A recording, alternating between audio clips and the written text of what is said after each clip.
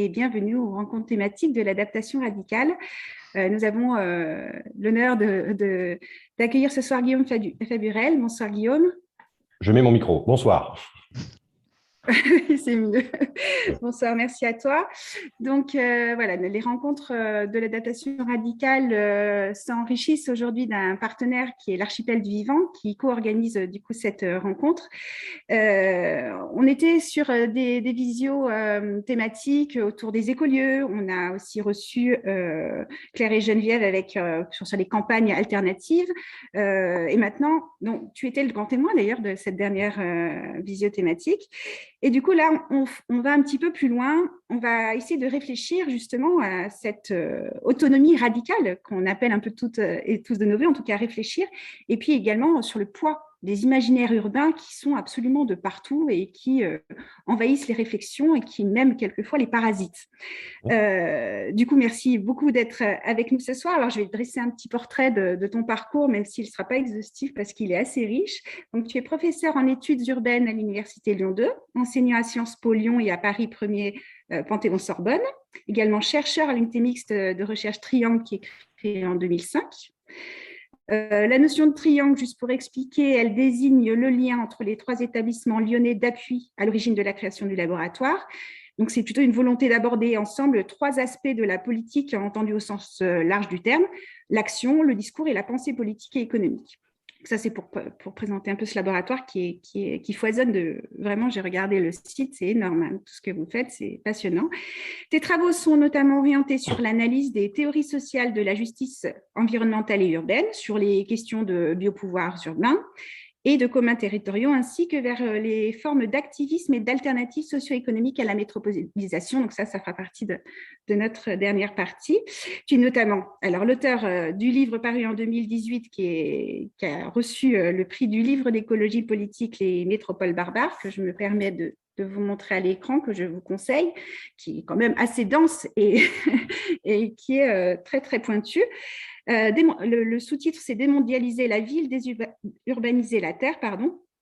Tout un programme que nous allons essayer d'aborder ce soir, et d'un deuxième paru en 2020 qui s'appelle « Pour en finir avec les grandes villes, manifeste pour une société écologique post-urbaine », qui est ici, qui est tous les deux édité au Passager clandestin. Et vraiment, je vous le conseille parce que pour même ceux qui ne sont pas universitaires, tout ça, c'est très bien expliqué, c'est accessible et vraiment la pensée est précise. Et moi, en tout cas, j'ai l'impression d'avoir saisi. Après, tu vas certainement nous challenger là-dessus. Et puis, alors, une actualité qui est aussi celle de l'archipel du vivant. Il y a la semaine post-urbaine qui a lieu la semaine prochaine, du 21 au 25 mars, à Villarceau et à Paris. Son objectif est d'approfondir les échanges en vue de préfigurer une société écologique post-urbaine, ainsi que d'interpeller plus directement les organisations politiques à ce sujet. Donc, voilà, plein de choses sont en route. Voilà, donc il y a beaucoup de partenaires, hein, donc tu pourras peut-être éventuellement en parler. Mais pour l'instant, je vais laisser la parole à Thierry. Effectivement, on va démarrer, Guillaume, par deux questions préliminaires, hein, s'agissant des questions d'effondrement et des 4R qui sont au cœur effectivement de la pensée de l'adaptation radicale. Mais avant d'aborder ça, il y avait peut-être des éléments que tu voulais compléter par rapport à la présentation qu'a pu faire Nadège. Non, c'est très bien. C'est bon? Alors, si c'est bon pour toi, alors on va démarrer par une première question. Hein. C'est des questions un peu rituelles que l'on pose à tous nos invités, parce qu'effectivement, autour des questions de l'effondrement, parfois, il peut y avoir des sensibilités qui peuvent être différentes. Et donc, notre première question, c'est par rapport à ce terme, quand tu entends ce terme d'effondrement, pour toi, ça résonne de quelle manière? Comment est-ce que tu conjugues un peu cette question de l'effondrement? Déjà, bonsoir à toutes et à tous et merci pour l'invitation. Moi, la question de l'effondrement, je le travaille comme un processus engagé, largement acquis et plus que démontré, mais néanmoins, effectivement, dans un processus ou des mécanismes qui vont plutôt se dévoiler au fur et à mesure. Donc, je suis plutôt attentif à voir ce que cela peut engendrer au gré de l'apparition de dysfonctionnement et de tremblement. Voilà. Et je le considère, mais en empruntant à d'autres, hein, plutôt comme une opportunité que comme une fatalité. Voilà. Donc, la question de l'effondrement, pour moi, est quelque chose de dynamique. Et j'y reviendrai aussi sur la question plutôt de nos ressentis écologiques et de la manière d'habiter la Terre aujourd'hui, même si c'est des grands termes, j'aurai l'occasion de le développer. Du coup, l'effondrement là-dedans me semble aussi à la fois être dynamique, mais aussi un coup de pied dans l'âne. À un moment donné, ce qui est à éviter hein, quand même, mais il y a quand même, comment dire, une stimulation un peu vive, un éveil, alors je ne dirais pas des consciences, mais une réalité qui est en train de muter. Donc du coup, moi j'en fais une opportunité double, à la fois une passion triste et une passion joyeuse. Voilà. Triste parce qu'il va falloir qu'on se débarrasse d'un certain nombre de choses, et ça ne va pas être évident. Et les tensions sont déjà apparues et les questions sont déjà posées. Et une passion joyeuse parce que je crois que c'est assez euphorisant, en tout cas plaisant, peut-être pas pour tout le monde, en tout cas ça insuffle une dynamique que j'essaye d'intégrer dans des formes d'idéalité ou d'utopie très incarnées, très concrètes aujourd'hui. Voilà, pour moi l'effondrement est plutôt une pierre de touche au sens anthropologique du terme. D'accord, merci pour cette approche de l'effondrement ou de ce terme, et en référence avec, je dirais, la terminologie de Spinoza et des passions tristes et des passions joyeuses. Donc, effectivement, il peut y avoir un équilibre. Mais par rapport aux 4 R de l'adaptation radicale, la deuxième question qu'on voulait te poser, c'était est-ce qu'il y en a des termes qui résonnent plus particulièrement pour toi? On ne va pas examiner tous les 4 R les uns après les autres, mais est-ce qu'il y en a un qui résonne le plus pour toi? Je les rappelle, c'est d'une part la résilience, au sens de qu'est-ce que nous valorisons le plus et que nous voulons garder comment? Ça, c'est notre définition de la résilience. Il faudrait en dire plus, mais voilà. Il y a le R du renoncement. Qu'est-ce qu'on pourrait lâcher pour ne pas empirer les choses? Il y a le R de la restauration que nous pourrions ramener pour nous aider à traverser cette période un peu difficile, un peu beaucoup. Et le R de la réconciliation, avec quoi et avec qui nous allons faire la paix en nous éveillant à notre mortalité mutuelle. Je rappelle que par rapport à cette question qu'on avait aussi posée à Geneviève et Claire, et tu étais présent, Geneviève avait plutôt abondé et commenté le R de la réconciliation par rapport aux questions de matière, de vivant, que ça évoquait pour elle. Et Claire, elle, avait plutôt parlé de la résilience, qui semblait pour elle à la fois un enjeu pragmatique autour des questions de la subsistance, et là, elle rejoignait quelque part Geneviève, mais aussi au niveau psychologique par rapport à tous ces phénomènes un peu d'éco-anxiété qui se développent et qu'on observe aujourd'hui. Alors pour toi, le R qui a peut-être le plus de résonance, résilience, renoncement, restauration, réconciliation? Moi, les quatre font sens dans une systémique, en fait. Voilà. Ils me semblent renvoyer à des fragments de réalité et sont pleinement complémentaires. Mais néanmoins, alors c'est mon esprit peut-être un peu taquin par rapport à Geneviève et à Claire. Moi, il me semble que le point de départ, s'il y avait à les ordonner un peu, mais c'est ma manière de penser, je privilégierais le terme de renoncement. Pour moi, il y a véritablement quelque chose auquel on n'est pas préparé. Voilà. Effectivement, il va falloir se réconcilier, il va falloir restaurer. Effectivement, la résilience est une condition de réalisation de cette restauration et de cette réconciliation. Mais je ne suis pas sûr que collectivement, nous soyons préparés au renoncement. Il va bien falloir à un moment donné se détacher de certaines choses. Et se détacher est forcément, dans l'espèce humaine, très douloureux. Voilà. Forcément, dans le détachement, des liens à tisser. C'est comme un déménagement. Il y a des choses qu'on va devoir laisser et d'autres qu'on va devoir marquer. Mais ça risque d'être douloureux. Voilà. On a des manières d'être, de vivre et de penser le monde qui sont plutôt dans la démultiplication et la surstimulation. Je ne suis pas sûr que renoncer soit la chose à laquelle nous sommes la mieux préparés. Donc, je ferai du renoncement une clé de voûte, en fait. Voilà, un point de départ et une vigilance vraiment qu'on a à avoir. Tout ça est embarqué dans des manières de penser le monde et de vivre Mais vraiment, j'ai l'impression qu'on n'est pas disposé fondamentalement à cette chose-là. On est plutôt dans la logique du projet en général, voilà, de manière additive, cumulative. Non, il y a des choses qu'il va falloir cesser faire. Il y a des éléments dont on va devoir se séparer et ça peut être douloureux vu les habitudes qui ont été prises. Donc le renoncement, moi, me semble digne pour l'entrée en matière qui est la mienne, peut-être de plus d'intérêt que les trois autres, mais je redis, les quatre font système pour moi. Voilà. D'accord. Bah, écoute, merci Guillaume pour cette première approche en articulation du vocabulaire de l'adaptation radicale. Et je laisse la parole du coup à Jean-Christophe qui va te poser, je dirais, des questions autour de tes problématiques et qu'on partage dont je pars. Merci Guillaume et merci Jean-Christophe. Merci Thierry, bonjour à toutes et tous. Oui Guillaume, alors ce que je te propose et ce que je propose à toutes les participantes et tous les participants ce soir, c'est de dérouler un petit peu ta vision et ta pensée en 3 points. Le premier est de savoir un petit peu quelle est ta critique des grandes villes et des métropoles. Le second, de connaître les alternatives que tu vois à l'urbain et au métropolitain. Et le troisième point, d'envisager cette bascule, comment la réaliser.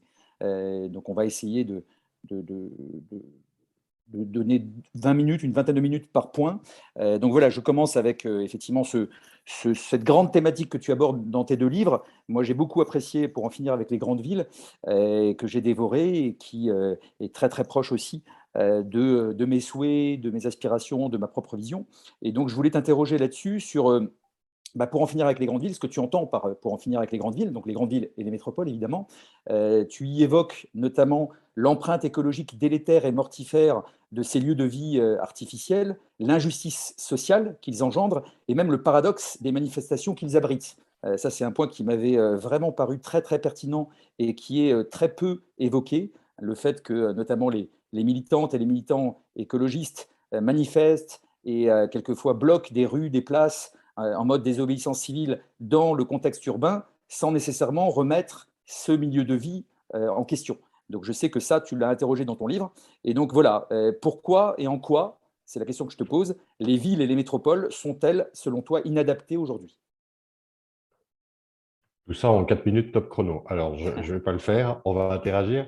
Déjà, juste, c'est pas une boutade, hein, mais le fait de manière très urbaine, néanmoins, de pointer quelques paradoxes militants depuis l'intérieur m'a valu quand même beaucoup, beaucoup de camaraderie, hein, je vous le dis franchement. Voilà. Donc, du coup, je referme cette parenthèse. C'était une dédicace totalement anonyme.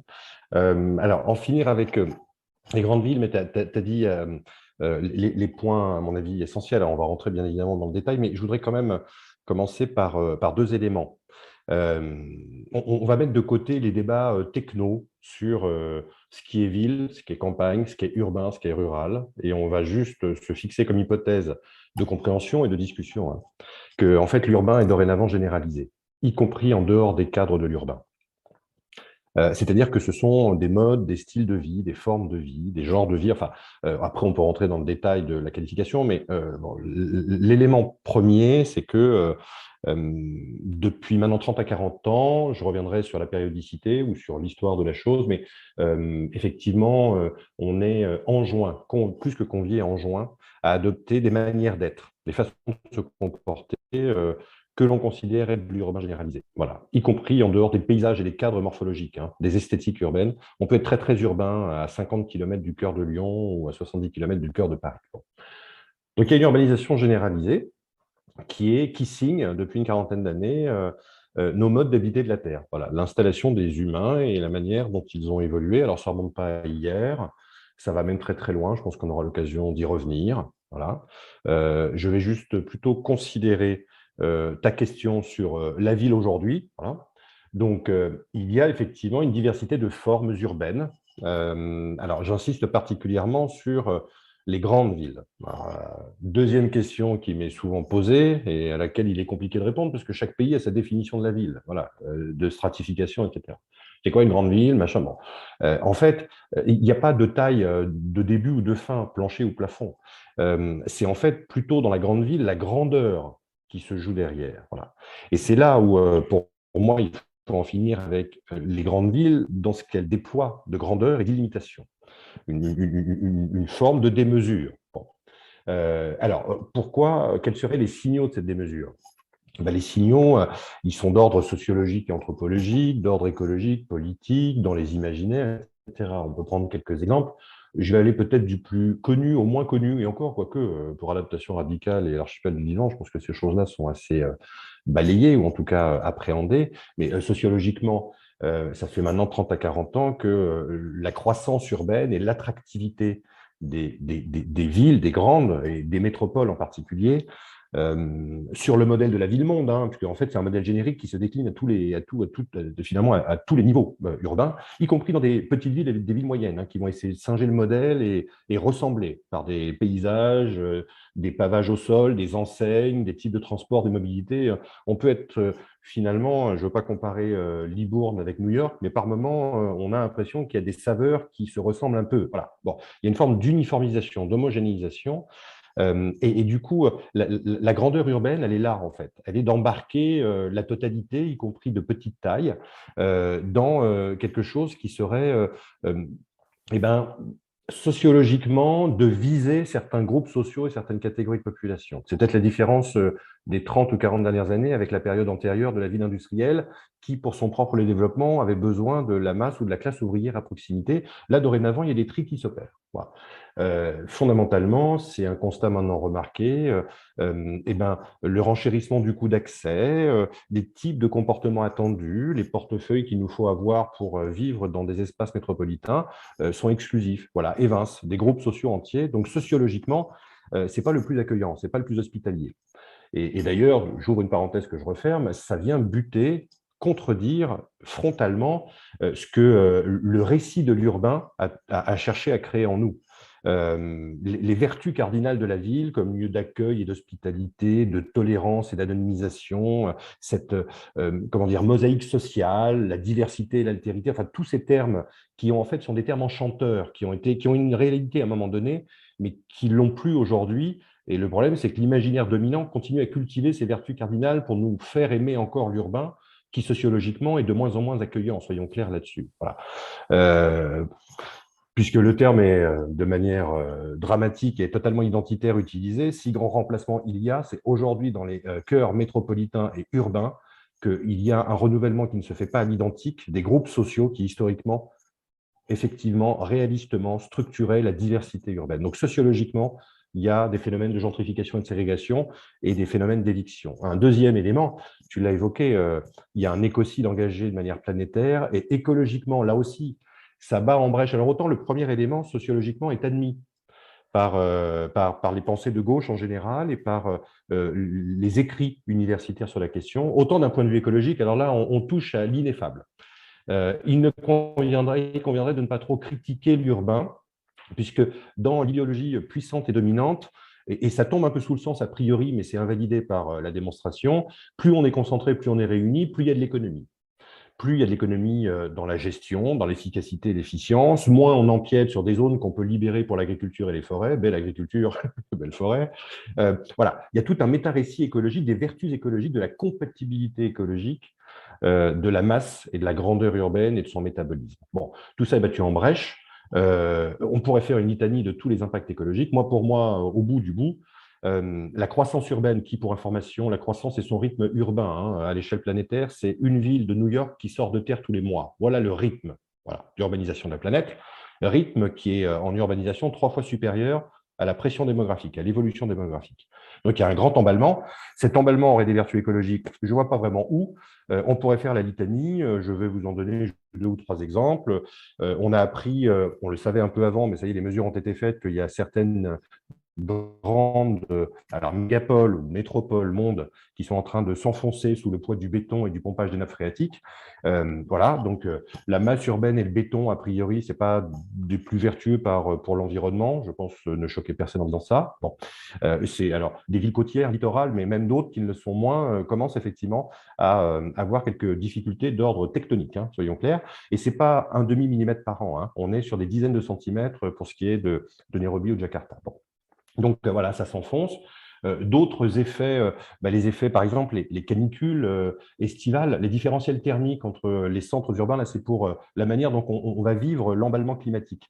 Il y a des différentiels de température de 6 à 12 degrés entre des centres métropolitains et une petite campagne à une cinquantaine de kilomètres. Or, une petite officine éminemment révolutionnaire qu'on appelle le FMI a quand même produit quelques données disant que, par exemple, en 2100, vous aurez 74% de la population mondiale qui vivra des canicules mortelles plus de 20 jours par an. Et où sont ces 74%? Dans les villes grossissantes. Voilà. Donc, d'un point de vue climatique, d'un point de vue tectonique, d'un point de vue énergétique, on pourrait se regarder. D'un point de vue alimentaire, aujourd'hui en France, les 100 premières villes ont 3 jours d'autonomie alimentaire. Voilà. Les pollutions urbaines en France, c'est 50 000 morts par an. Voilà, c'est plus de 4 millions à l'échelle internationale. Les maladies dites de civilisation sont majoritairement représentées dans les espaces urbains par les modes de vie, les sédentarités et l'artifice. Donc, écologiquement, humainement et d'un point de vue de santé, environnementale et personnelle, c'est dramatique. Autre type d'effet, anthropologique, mais ça, je pense que j'y reviendrai dans la discussion, donc je vais le mettre de côté, c'est-à-dire que nos comportements sont enjoints, je commençais à le dire. On est les véhicules indolents de passion, pour moi tristes, hein, qu'on a intériorisés et que les modes de vie urbains nous ont un peu imposés. Je les cite rapidement, mais j'y reviendrai. La question du mouvement, de la mobilité, de l'accélération, la question des stimulations, la question du divertissement, du dépaysement, les connexions, la connectivité, toutes ces choses-là sont pensées et prescrites d'abord dans les phares métropolitains, dans la modernité urbaine à laquelle on nous fait croire devoir aspirer. Voilà. Mais on nous fait croire devoir aspirer parce qu'on y localise les emplois, qu'on concentre l'activité et que nous sommes tous obligés à un moment donné, pour manger un petit peu, de nous y réunir et de faire agglomération. Donc anthropologiquement, il y a des véhicules, il y a des passions, il y a des schèmes passionnels qui jouent un rôle déterminant et qui sont de moins en moins bien vécus. Voilà, j'y reviendrai. Il y a un désamour croissant et ça, bien évidemment, c'est à bas bruit, mais c'est un peu tu, il n'y a pas de théorie du complot, mais les autorités regardent ça avec beaucoup de morgue, voilà, beaucoup de déférence, alors même que c'est sur tous les continents, dans beaucoup de pays, que le désamour est croissant. Voilà. Donc il y a quelque chose qui est du ressort des expériences de vie et des anthropologies, j'y reviendrai. Donc là, il y a une contrariété, j'emploie le terme le plus neutre possible. Et puis le quatrième peut-être effet, qui est finalement le plus important, mais comme pour toute vie, hein, ce n'est pas propre à l'urbain généralisé, la quatrième dimension est celle du politique, en fait. Voilà. Mais ça a été montré de belle date maintenant. Hein. La sociologie allemande de la fin du 19e, début du 20e le disait déjà. Plus on est nombreux à un endroit, plus on doit déléguer pour vivre. Et déléguer à des puissances, à des institutions. Et politiquement, en fait, plus on est nombreux et donc plus on s'inscrit dans des villes grossissantes, même s'il y a encore des vies de quartier, même s'il y a encore des formes associatives ou des types de rapports aux politiques, la tendance lourde, séculaire, et qui est cathartique aujourd'hui, c'est que on fait de moins en moins communauté politique, on fait de moins en moins cité lorsqu'on a dépassé un nombre qui est proprement, qui défie l'entendement de ce que pourrait être des affinités, une proximité, de la familiarité. Voilà. On peut faire politique dans des petites communautés de vie, on ne fait pas communauté politique à 500 000 habitants ou 10 millions d'habitants. Voilà. Il faut déléguer à des puissances, il faut qu'il y ait des institutions, des administrations, et du coup, ça nous distancie, et ça participe de la défiance du moment. Donc au moins pour ces 4 points-là, sociologique, écologique, anthropologique et politique, la grandeur urbaine et la croissance que j'ai rapidement décrite est pour moi dramatique. Voilà. Pour le vivant, c'est la première dette, à mon avis, aujourd'hui, au vivant. Responsable première de l'écocide qui est engagé et de l'effondrement qui l'accompagne joyeusement. Voilà. Pour moi, il me conviendrait d'en finir avec les grandes villes pour ça. Ok, merci Guillaume. De toute façon, on reviendra sur certains des points que tu as évoqués, puisque je prends des notes en même temps. Moi, j'ai effectivement été saisi en lisant ton livre et ça correspondait bien à certaines intuitions que je commençais à avoir pour avoir été longtemps moi-même urbain et métropolitain à Strasbourg. Mais le décalage, effectivement, au niveau social est celui qui m'a le plus frappé en lisant ton bouquin, parce qu'effectivement, il y a un non-dit. Alors, il y a un non-dit. Sur le côté social, on l'aborde de plus en plus, comme tu l'as dit, mais sur le côté écologique, c'est vrai qu'on ne fait pas toujours le lien entre l'impact délétère de la ville et les manifestations qui s'y déroulent. Donc, comment tu expliquerais ça, toi parce qu'il n'y a qu'à voir aujourd'hui le programme de Yannick Jadot, dès sa homepage. Moi, je suis forcément sensible à ça, puisqu'il met en avant le climat bien plus que le vivant. Et voilà, il dit « J'ai besoin de vous pour le climat et la justice sociale. Et aujourd'hui, cette thématique de justice sociale est effectivement de plus en plus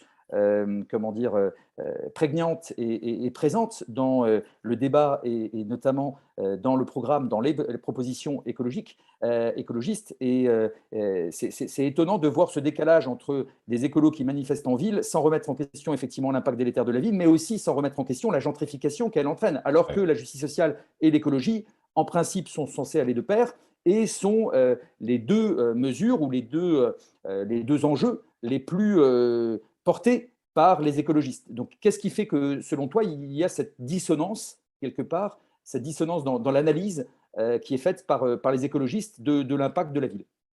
C'est un vaste débat. Moi, je mettrais 3 points sur la table, ordonnés, de préférence. Le premier, on va le mettre de côté rapidement, c'est que, d'un point de vue tactique, politique, l'électorat des partis dont tu parles est en ville. Donc, à un moment donné, dans la logique du pouvoir et de sa reproduction, il est de bon ton, si on se présente pour peut-être être élu, de ne pas toujours être vexant à l'endroit de son propre électorat. Je referme la parenthèse, mais je pense qu'il y a un peu de tactique et de stratégie politique, et ce n'est pas en soi nauséabond. Moi, je n'y adhère pas plus que ça, mais bon.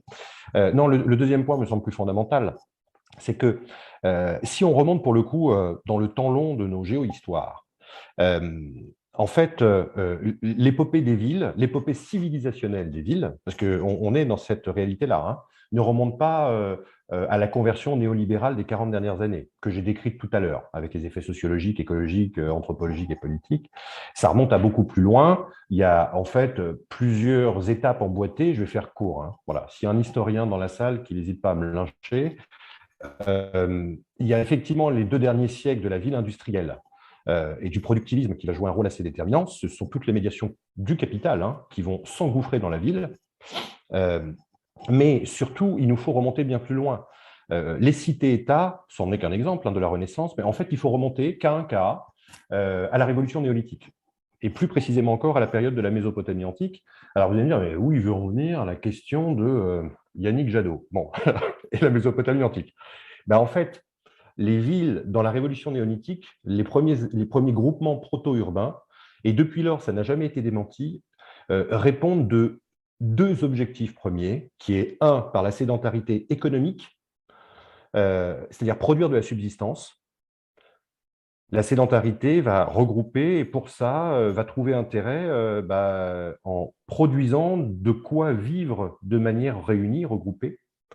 Le corollaire de ça, c'est la domestication du vivant. Voilà.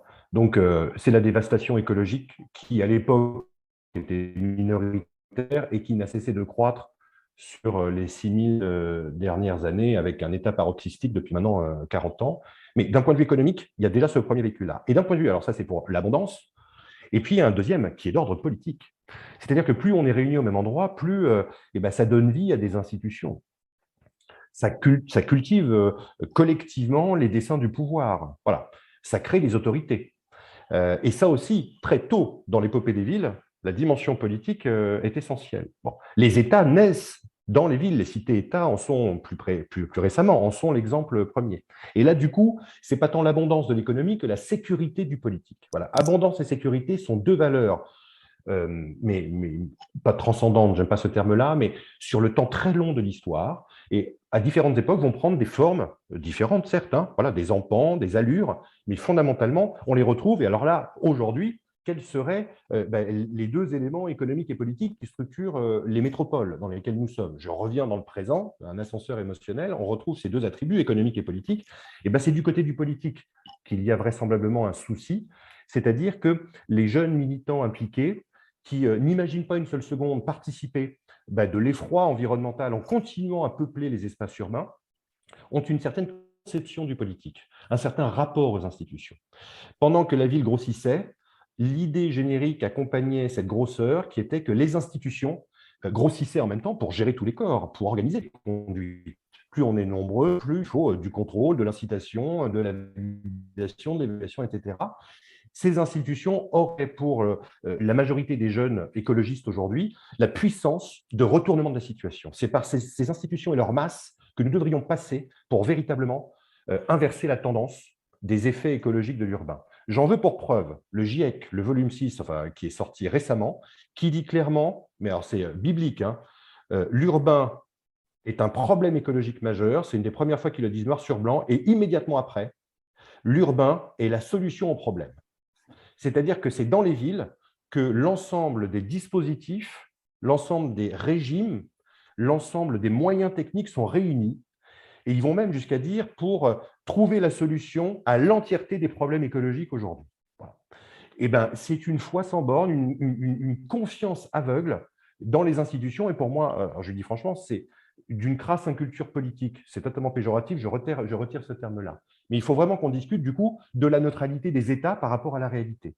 Il faut vraiment qu'on discute sur la puissance qu'ils donnent, le pouvoir qu'ils octroient à des institutions, en les considérant comme retournables et vertueuses pour l'environnement si jamais on arrivait à conquérir le pouvoir. Moi, j'y crois pas une seule seconde, tout simplement parce que les institutions, dans la longue histoire que j'ai rapidement brossée et dressée, ont quelques desseins politiques de gouverner, voilà, ça s'appelle des biopolitiques, que si les institutions avaient des belles vertus en matière écologique, ça se saurait. Regardez le déni caractérisé des enjeux écologiques d'aujourd'hui par les partis de gouvernement, par les candidats, par toutes ces choses-là. Donc, en fait, si je devais me résumer, l'épopée des villes et l'urbain, c'est économique et politique, et c'est la masse du politique, la grandeur des institutions, la puissance tellurique à laquelle on croit encore, alors même, et c'est le pharmacone, hein, soyons clairs, on confond remède et poison fondamentalement. Voilà. La ville, dans sa masse morphologique mais aussi humaine, et dans cet imaginaire politique, est responsable fondamentalement de la situation d'aujourd'hui. C'est pour ça que ça me semble, et alors du coup le dernier point qui sera beaucoup plus court, qu'est-ce que ça dénie, cette représentation du politique, cette conception du politique, qui est qu'il faudrait tous être réunis pour faire masse, pour faire corps et faire bascule. Eh bien, le déni de ce que pourraient être des formes plus infrapolitiques. Ou plus micro-politiques. C'est-à-dire, alors ce n'est pas les petits gestes, hein, parce qu'ils sont tous plus ou moins brocardés, déniés, ou alors si on les met, c'est vraiment en bout de table, considérant que ça ne changera pas la donne. Non, c'est considérer que fondamentalement, il va d'abord falloir reprendre notre puissance, nos capacités politiques des institutions. Voilà. Il va falloir leur soutirer, leur retirer le pouvoir pour nous-mêmes, de manière autogérée, autodéterminée, autogouvernée, produire nos propres réalisations politiques. Et ça, comme par hasard, je boucle la boucle, ça ne peut se faire qu'à taille de familiarité, de proximité, à taille humaine, de communauté. Du coup, ils regardent l'extérieur, c'est-à-dire les petits entrelacs, l'archipel qui crée, ou les initiatives qui éclosent, avec beaucoup de... que c'est une réponse politique, et peut-être pour moi la seule aujourd'hui réponse décente et responsable d'ordre politique, hein, qui est de retrouver la mesure, la taille, et de sortir des mégastructures et des vortex urbains et métropolitains. Les vortex sont à la fois dans nos activités, dans nos comportements, mais dans nos manières politiques d'imaginer les réponses aux questions qui sont abyssales aujourd'hui posées. Et vu que économiquement et politiquement, les villes visent toujours et encore la croissance, la grandeur, il y a fort à parier qu'elles ne soient pas aujourd'hui les mieux adaptées pour répondre aux effets et aux conséquences qu'elles ont elles-mêmes produites.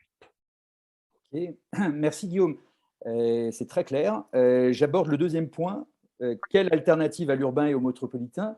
Tu as parlé de comment nous habitons la Terre. Justement, je te pose la question aujourd'hui, comment devrions-nous l'habiter, notre planète, pour respecter le vivant et les limites physiques? Moi, alors, bien évidemment, je n'ai pas de kit d'habitabilité, hein, d'accord, oui. Ce que je sais, c'est que, mais ça je l'emprunte aussi à d'autres, je ne fais que l'appliquer peut-être à des formes d'habiter. Bon, c'est que l'urbain nous a fait prendre la confiance. Voilà. Dans les villes, l'humanité se regarde le nombril. C'est une humanité qui est finalement inhumaine dans ses rapports au vivant.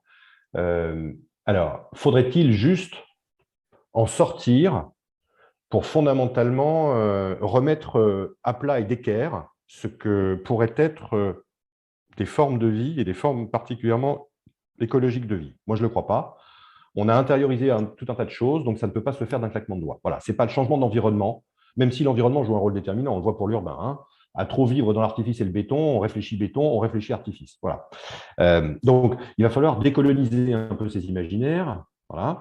Et du coup, soyons clairs, à mon avis d'ailleurs, c'est le seul pari que l'on peut faire encore aujourd'hui, c'est qu'il faut parier sur cette capacité évolutive, sur cette expérience progressive, en changeant d'environnement, de renouer avec le vivant, voilà, de progressivement refaire corps avec ces réalités-là. La chose, c'est que s'il s'agit de refaire corps tous agglomérés avec les mêmes principes millénaires que j'ai décrits, c'est-à-dire économiques et politiques, toujours la subsistance, toujours la sécurité, toujours la domestication du vivant, toujours les biopouvoirs qu'il y a derrière, ça n'est que repousser pour mieux sauter. On ne fait que reproduire ad vitam aeternam et ad nauseam ce qui a déjà été conduit et produit dans le cadre de l'histoire. Du coup, là, j'introduis un paramètre qui est que, enfin même deux, mais les deux sont étroitement liés, c'est que en sortant, il faut reconsidérer nos systèmes de besoins. Voilà. Il faut réinterroger assez fondamentalement ce que sont nos pratiques. Il faut bien évidemment reconsidérer le fait qu'on délègue à d'autres la production par le système de consommation. Bref, il faut réunir et rapprocher ces deux choses-là. Il nous faut retrouver des endroits où on refasse directement pour soi, un peu directement de sa main. Voilà.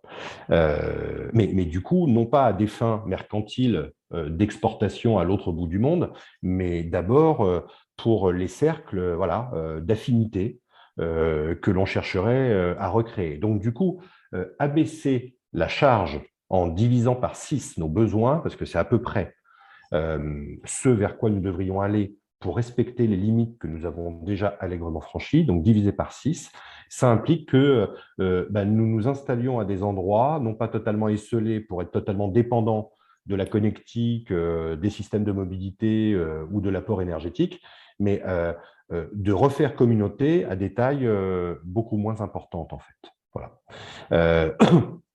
Du coup, parce que ton livre, justement, est sous-titré Manifeste pour une société écologique post-urbaine, et c'est justement tout le propos du mouvement que tu as lancé, initié avec le réseau des territorialistes, et auquel est associé l'Archipel du Vivant, mais une trentaine d'associations en tout, avec Terre de Liens, avec Colibri, avec Alem, l'Habitat Léger. Enfin, il y a énormément d'organisations qui sont associées à ce mouvement. Les premiers états généraux du post-urbain avaient lieu début octobre, début novembre, maintenant j'ai un doute, début novembre, je crois. Début octobre. Début octobre, oui, c'est ça. À Ned, sur le plateau des Mille Vaches, l'an dernier.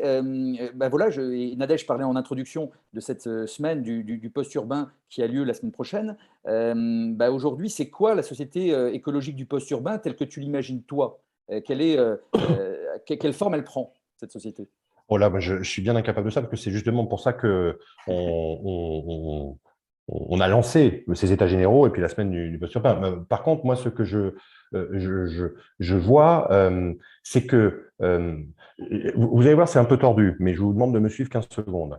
Je prends pour argent comptant tous les contre-arguments qui nous sont opposés, considérant que ces contre-arguments sont des clés de compréhension sur des choses qui ont été considérées comme indicibles et ineffables et qui, en fait, loin d'être indicibles et ineffables, sont des indicateurs, voilà, sont des critères de vigilance pour pouvoir construire. Je prends un exemple. L'idée que les villes seraient économes en ressources et écologiquement vertueuses. Bon, c'est invalidé, on peut prendre point par point, tout n'est pas à jeter, mais ce n'est pas aussi beau qu'on veut bien le décrire. Bon. En fait, l'un des éléments structurants, c'est l'accès à la terre et l'espace dont on dispose, fondamentalement. Voilà. Et quand on voit ce que la permaculture produit, on sait que, et même l'ADEME maintenant sur les régimes alimentaires dit voilà l'équivalent métrique d'espace pour tel ou tel régime alimentaire. Grosso modo, il nous faut entre 700 m² et 1000 m² par individu pour prétendre à une petite autonomie alimentaire, une production énergétique d'appoint, etc. Bon, et ben vous multipliez ça par la population française, vous êtes à peine, même pas à 20% de l'espace hexagonal qui serait artificialisé. Or, les données officielles de l'artificialisation, c'est un peu moins de 8% pour l'urbanisation, mais auquel, bien évidemment, les autorités n'ajoutent pas les près de 40% de surface agricole utile convertie au conventionnel et à l'industriel. Voilà. C'est-à-dire qu'aujourd'hui, l'artifice chimique, voilà, c'est le complément au béton. Et quand vous cumulez ces choses-là, on a en fait des territoires qui sont beaucoup plus artificialisés qu'on veut bien le dire. On a des espaces de nature qui sont beaucoup plus anthropisés qu'on veut bien le dire. Et rien que revenir à cette idée d'avoir non pas son lepin avec ses barbelés, mais d'avoir accès directement à quelques centaines de mètres ou quelques arpents pour pouvoir produire, joue un rôle déterminant dans quelle société ça dessinerait, moi, je ne sais pas figurer, si ce n'est qu'elle est forcément déconcentrée, polycentrique. Voilà. C'est à partir de la strate des 10 000 alors, villages, bourgs-centres et petites villes qu'il y a vraisemblablement à reconsidérer une géographie qui serait réellement écologique, à condition, je le redis, que ces petites villes ne singent pas le modèle générique de la métropolisation. Donc, il y a à déconcentrer et à décentraliser les pouvoirs, fondamentalement. C'est ce que l'autodétermination et l'autogestion dont je parlais tout à l'heure, il y a à relocaliser énormément d'activités, mais pas des activités industrieuses, non pas extractivistes. On est par moments incohérent, mais pas à ce point-là. Donc, ce sont des activités tout simplement de nécessité. Voilà. Les besoins premiers dont il nous faut produire directement la consommation plutôt que de déléguer. En fait, c'est une société décroissante, fondamentalement. Voilà, une sobriété, d'une frugalité, mais redistribuée dans l'espace. Et effectivement, c'est là où les biorégions jouent un rôle tout à fait déterminant, puisqu'ils pourraient devenir, non pas les périmètres institutionnels, mais les territoires de vie gouvernés par la nature, gouvernés par ces activités relocalisées, décentralisées et déconcentrées. Et là, il y a indéniablement une autre géographie. Je t'entends pas. Ouais, excuse-moi, pardon, justement, je rebondis sur les biorégions parce que c'est effectivement un imaginaire que nous apprécions et que nous affectons tous les deux. Est-ce que tu peux peut-être éclaircir un petit peu les participantes et les participants à ce sujet? C'est quoi une biorégion et d'où ça vient finalement ce courant du biorégionalisme? Alors, qu'est-ce qu'une biorégion? C'est, comment dire, ça peut être très magmatique, mais on peut en avoir une définition, je l'ai donnée très rapidement. C'est un territoire, non pas institutionnel, mais un territoire de vie avec des cultures de vie qui sont gouvernées par la nature. Donc, ça dessine d'autres espaces, d'autres territorialités, d'autres périmètres, attachés plutôt, du coup, à ce qui a fait culturellement nos rapports à la nature. Donc, à tel endroit une plaine, à tel endroit une moyenne montagne, à tel endroit une vallée ou un bassin. Enfin bon, il y a en fait une diversité. Pour ceux qui seraient familiers, ça renvoie, alors pour les autorités aujourd'hui, à des bassins de vie plus ou moins vécus, mais c'est très fonctionnel, c'est très institutionnel, ces machins-là. Plus historiquement, à des terroirs ou à des pays géographiques. Voilà, ce sont des mailles premières. Alors, justement, aux États généraux, il y avait une frise participative pour essayer de dessiner ce que pourrait être, non pas la taille limite, mais ces micro-territoires gouvernés par la nature. Et globalement, tout le monde est ressorti ou tombé d'accord pour dire que ce sont des mailles d'une trentaine de kilomètres de diamètre. Voilà. Mais c'est encore très uniforme. Des fois, ça pourrait être 40, des fois, ça peut être 15. Ça dépend des reliefs, ça dépend des écosystèmes. Ce qui est certain, c'est que culturellement, il s'agit de refaire corps, de tisser des liens, de se rendre interdépendants. Voilà. Et c'est en ça que l'autonomie est déterminante. Donc, des biorégions n'ont pas de périmètre établi. Ce n'est pas un modèle à plaquer sur un espace. C'est bien des territoires de différentes mailles, mais néanmoins, il y a un minimum à avoir, comme il y a un minimum de densité humaine, voilà, polycentrique, voilà, mais qui noue des liens de réciprocité avec l'environnement et avec la nature. D'un point de vue économique, d'un point de vue social, d'un point de vue culturel, d'un point de vue festif. Il y a des choses à revisiter, à revoir. Ce n'est pas pour revenir en arrière. Il y a quelqu'un de bien placé qui nous a parlé des Amish il y a moins d'un an. Il ne s'agit pas de ça. Et encore, par moment, je trouve les Amish, surtout quand c'est le monsieur qui parle, pas inintéressant. Mais néanmoins, voilà. Il y a plein d'expériences dans des pensées, dans des cultures indigènes, autochtones, subalternes, etc., qui sont magnifiques autour de ça. Bon, alors du coup, d'où ça vient? Eh ben, il y a deux influences, mais je fais court là-dessus. Nord-américaine, plutôt de l'écologie profonde. C'est celle que je viens un peu de décrire, et qui est forcément en dehors des grandes villes ou qui revendique de sortir de l'urbanisation généralisée, non pas pour aller urbaniser d'autres espaces, mais parce que l'urbain est effectivement le levier de l'artificialisation et des pensées d'artificialisation du monde, d'aménagement et pas de ménagement, voilà, les grandes politiques d'aménagement très coloniales. Et puis on a un autre courant qui n'est pas, soyons clairs, pas colonial et d'aménagement, mais qui est plutôt nord-italien et qui est plutôt dans la filiation intellectuelle rattachée aux districts industriels et aux villes nord-italiennes. Donc, en fait, il y a deux perspectives de biorégion. Il y a certaines qui seraient de désurbanisation, qui seraient en dehors des villes, soyons clairs. Et je crois que ce que l'on dit sur la polycentralité, la relocalisation et la décroissance s'inscrit beaucoup dans cette fibre-là d'écologie profonde, d'écologie radicale. Et puis, il y en a une autre qui est peut-être plus compatible avec l'urbain, qui croit qu'on peut changer encore depuis les villes, à condition de stopper leur croissance, de les fragmenter éventuellement, c'est-à-dire de le subdiviser, qu'on peut convertir les villes à des biorégions urbaines. Et ça, c'est plutôt le courant nord-italien. Voilà. C'est peut-être très abscon ce que je raconte, parce qu'on est le nez dans le guidon avec toi d'ailleurs, Jean-Christophe.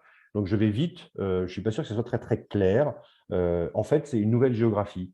alternative et qui soit à la fois à hauteur de vie et de vivant, voilà, à hauteur de femmes et d'hommes, mais aussi d'espèces qui peuplent et qui serait en fait l'élément déclencheur de l'abaissement des besoins dont je parlais tout à l'heure, cette fameuse division par 6. L'atelier paysan, je terminerai là-dessus, dans son bouquin sur reprendre la terreau-machine, dit qu'il faudrait 1 million de paysans aujourd'hui en France pour véritablement retrouver un peu d'autonomie. ANED, l'un des représentants, a dit bah, écoutez, on a même réfléchi, ce n'est pas 1 million, c'est peut-être 10 millions d'activités rurales, de la paysannerie, de l'artisanat, de la relocalisation dont j'ai parlé. Moi, je dirais au final, la nouvelle géographie, elle doit réempaysanner nos cultures, fondamentalement. Voilà. On doit retrouver très directement le lien à la terre qui n'est pas historique, il n'y a pas à le romantiser, il n'est pas de belle vertu. Mais tant qu'on n'aura pas accès à cette matière-là, on ne pourra pas changer nos conceptions et nos visions du monde. Voilà. Reprendre le souffle des rythmes de saison, voir concrètement qu'on ne peut pas manger toute l'année les mêmes produits. Voilà, que énergétiquement, il y a des choses à faire, mais c'est dans le respect des cycles écologiques de la biomasse ou voilà, des différents massifs forestiers. Il y a à se refamiliariser ou se familiariser, parce que je pense que la majorité d'entre nous a perdu pied avec justement le substrat, voilà, le sol nu et la pleine terre. Je pense que c'est très juste et effectivement, moi je dis souvent que nous allons devoir faire face à une formidable contraction également de l'espace-temps, ne serait-ce que pour des questions d'effondrement également et de grande descente énergétique et matérielle, et que nécessairement les échanges se feront sur des distances beaucoup plus courtes, sur un espace beaucoup plus limité. Et donc la biorégion semble correspondre à cet espace. Maintenant, évidemment, et comme tu l'as souligné déjà à plusieurs reprises ce soir, il n'en demeure pas moins qu'il ne s'agit pas évidemment d'arriver en milieu rural, en exigeant la 5G, avec son SUV et avec tout le confort qui va avec. Parce qu'on a souvent dit que lors du premier confinement, il y a maintenant 2 ans, un cinquième, je crois, des Parisiens, 20%, avaient quitté la capitale, mais ces personnes-là l'avaient quitté pour leur résidence secondaire, donc finalement, sans réellement s'intégrer au tissu rural. Donc aujourd'hui, je crois que tu cites dans ton bouquin un chiffre.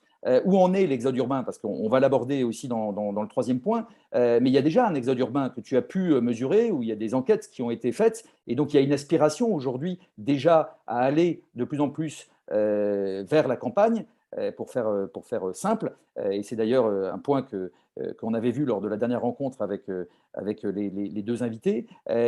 Qu'en penses-tu, toi? Où en est cet exode urbain? Et est-ce que cet exode urbain est massivement un exode d'urbains justement souhaitant le même confort, ou est-ce que justement ce sont des personnes qui majoritairement cherchent un autre rapport à la terre, un autre rapport au vivant? En fait, c'est les 2, mon capitaine, parce que la majorité, soyons clairs, ce sont… bon, je vais commencer par le début, ce sera quand même plus clair. Il y a un exode urbain à bas bruit depuis maintenant 40 ans, en France comme ailleurs. Voilà. Mais ça, c'est attesté par les chiffres officiels, hein. Les espaces les plus ouverts et les moins densément peuplés sont les plus attractifs. Bon. Donc, c'est les campagnes un peu reculées. Et en aucun cas le rural profond tel que par moment on entend parler. Bon, ça ne veut pas dire, vous l'avez remarqué, que les métropoles se dépeuplent. Non. Les soldes migratoires, pour la plupart des métropoles, sont légèrement négatifs, mais très légèrement. Ce qu'on a vu lors de la pandémie, ça n'est que de manière amplifiée, ce qui était déjà à bas bruit depuis 40 ans. Mais ça concerne qui? Globalement, encore à ce jour, et c'est ça, à mon avis, le problème premier, soyons clairs, ça concerne les groupes sociaux qui ont les moyens de se poser ces questions. Voilà. Alors, tous n'ont pas réouvert leur résidence secondaire d'un coup de clé avec un coup de TGV. Voilà. Tout le monde n'a pas une résidence secondaire. Mais majoritairement, effectivement, on est sur des dotations sociales, des capitaux culturels qui sont les plus élevés, qui ont les moyens d'en partir, qui, alors là, pour le coup, renoue avec une certaine conception assez romantique de la nature, assez bourgeoise, hein, soyons clairs, et qui puise à la nature et à sa romantisation du milieu du 19e siècle. Hein, ça remonte à assez loin quand même. Maintenant, ça, c'est effectivement la très grande majorité. Mais il y a une minorité croissante. Et la minorité croissante, c'est qu'on a aussi des précaires qui décident de partir, qui quittent à ramer, préfèrent le faire sur un petit lopin de terre.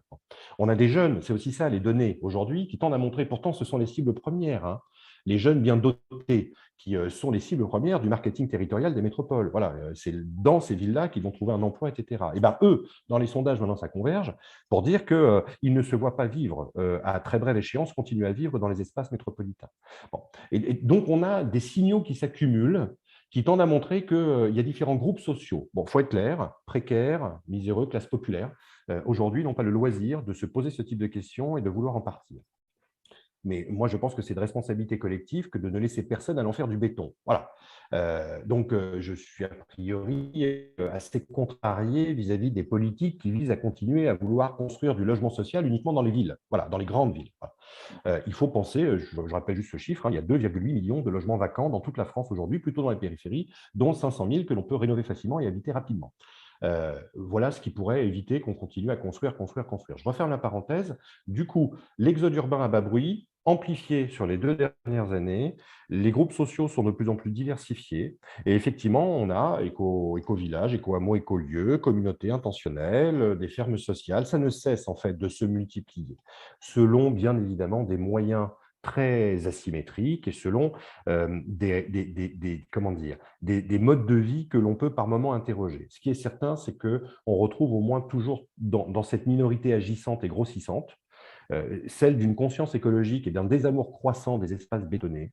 On retrouve quand même toujours 3 communs, 3 valeurs un peu communes, qui est d'habiter autrement la terre. Ça, il y a quelque chose qui se joue derrière immanquablement. Et habiter le vivant. Voilà. On considère que les espaces urbains métropolisés ne nous permettent plus. Je pense que tout le monde peut en faire le constat quotidiennement. 2, il y a indéniablement, coopérer par des savoir-faire. Voilà. Donc, habiter la terre, coopérer par des savoir-faire, donc revisiter des rapports à la main, des rapports à l'outil, des rapports à la production. Et là, on n'est pas tous égaux, soyons clairs, d'où la nécessité d'être plusieurs. Bon. Et 3, il y a indéniablement de la volonté de se réapproprier le politique dont je parlais tout à l'heure, donc il y a autogérer de manière un peu solidaire. On a 3 éléments, là, habiter, coopérer, autogérer, qui jouent un rôle tout à fait déterminant dans un nombre grandissant d'initiatives que l'on met dans l'exode, ou en tout cas qui participent à bas bruit, et minoritairement, mais de manière grossissante et grandissante, à l'exode que les autorités refusent de qualifier. Parce que 80% de l'exode se fait pas dans les espaces ouverts. Voilà, c'est plutôt des Parisiens qui partent dans d'autres métropoles ou dans des villes moyennes qui, par le différentiel de prix, peuvent accéder à une surface habitable de 40 ou 50% supérieure, qui, par l'offre de transport en commun, peuvent continuer leur fonctionnalité, qui utilisent le TGV parce qu'ils sont birésidentiels, ils continuent à avoir un pied-à-terre à Paris ou dans une métropole, et pendant 3-4 jours de semaine ou des week-ends prolongés, ils vont dans leur petit pied-à-terre. La birésidentialité, je ne suis pas sûr qu'elle soit de belle écologie. Voilà. La majorité, je crois, ne sont pas, comment dire, il y a des ressentis contrariés, il y a des sentiments d'asphyxie, de suffocation, de saturation dans les espaces urbains, mais néanmoins, le confort et les fonctionnalités font que on change de strate urbaine, mais ce n'est pas pour autant qu'on décolonise les imaginaires de l'abondance et de la sécurité dont j'ai déjà parlé.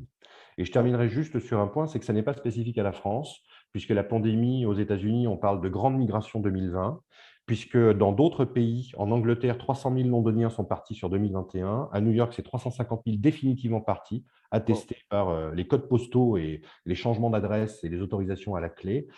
Non, il y a véritablement quelque chose qui est, alors non pas global sur les 7 et quelques milliards, voilà, mais il y a un désamour croissant et qui en fait ne cesse de grandir et d'amplifier. Et comme la pandémie est le caractère mutagène, hein, pathogène, quasiment à l'infini, à mon avis, ne risque pas de s'arrêter, mais je ne suis pas devin et ce n'est pas ce que je souhaite. Je crois que ça va participer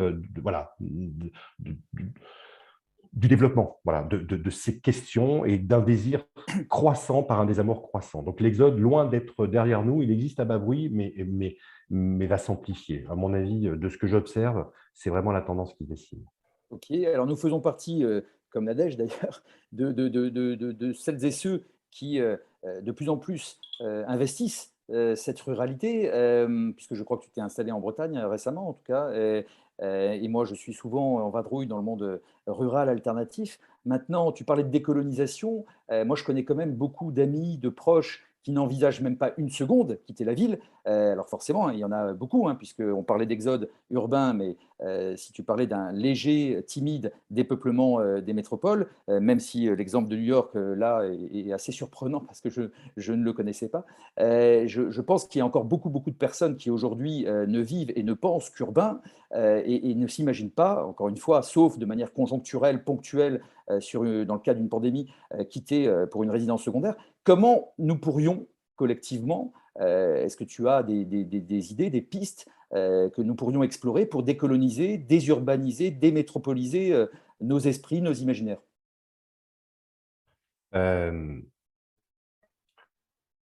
Moi, là aussi, hein, il n'y a pas de, il y a pas de recette. Bon, je suis géographe de formation et un des éléments qui guide un peu ma pensée, si tant est que j'ai une pensée, c'est qu'à un moment donné, les environnements qu'on peuple déterminent les visions que l'on a du monde. Voilà. Et du coup, je ne peux pas m'empêcher, quand tu me poses la question, de me dire que ça ne pourra pas se faire de l'intérieur. Voilà.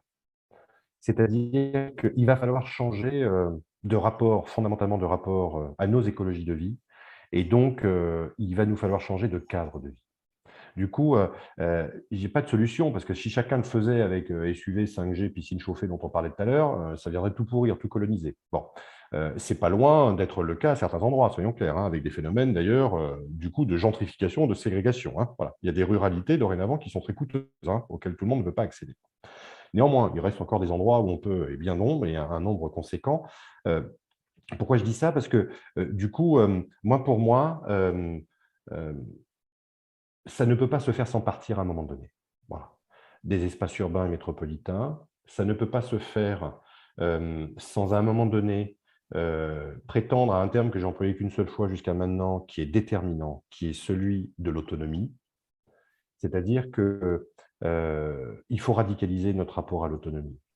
Dans la longue histoire, on va dire, de l'épopée des villes dont j'ai déjà parlé, si économiquement, il s'agissait de construire la subsistance, ça a construit, à l'ère moderne des 3 derniers siècles, ça a construit par l'abondance cette idée que nous accédions au confort progressivement et que nous nous autonomisions. Mais on s'autonomisait au détriment du vivant. Voilà. On s'autonomisait en exploitant, en excavant, en exterminant toutes les autres formes d'espèces sur Terre. Il y a donc à se déprendre de ce récit historique de l'autonomie et d'en faire quelque chose d'assez simple. Une autonomie, c'est choisir sa dépendance. Il faut trier dans nos dépendances. La première des dépendances, c'est celle de l'urbain, il faut en partir. La deuxième, c'est comment nous détacher de l'ensemble des dépendances techniques, juridiques, organisationnelles et même fictionnelles que l'on a emmagasinées. Voilà. Donc l'autonomie radicale, c'est à un moment donné ne plus dépendre, alors si des autres, bien évidemment, mais ne plus dépendre des institutions, des dispositifs, des différents réseaux qui, par la mobilité, par l'accès à l'énergie, par l'approvisionnement, ne nous permettent pas en fait de re-questionner véritablement nos rapports au vivant. Donc il y a partir pour faire autonomie. Pour moi, c'est là où l'urbain est en fait indépassable, dans le sens où on ne peut pas produire cette chose-là depuis les cadres totalement artificialisés, urbanisés. On peut peut-être… Oui. Ouais, non, mais, je me permets de te couper 2 secondes, mais du coup, je suis entièrement d'accord avec toi sur cette autonomie et cette autonomie radicale, et on va y revenir sur le plan politique même tout vite.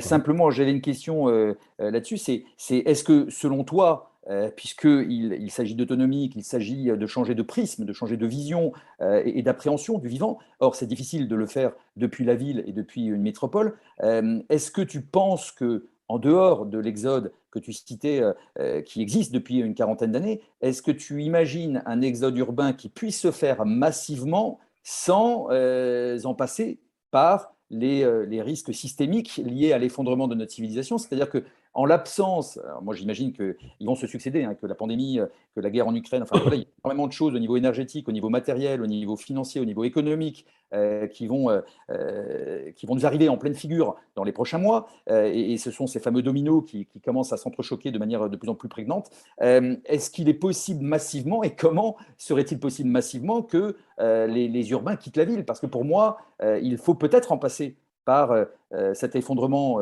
plus ou moins brutal et cette grande claque pour qu'à un moment donné, on se dise, OK, la ville n'est plus habitable pour des raisons d'approvisionnement alimentaire, pour des questions de pénurie énergétique, de blackout électrique. Enfin, est-ce qu'à un moment donné, comment on pourrait l'anticiper? Parce que pour moi, il sera forcément brutal au moment de l'effondrement. Donc, est-ce qu'il y a un moyen, selon toi, de parvenir à mettre cette idée dans la tête des gens, de quitter la ville avant que ce soit inéluctable?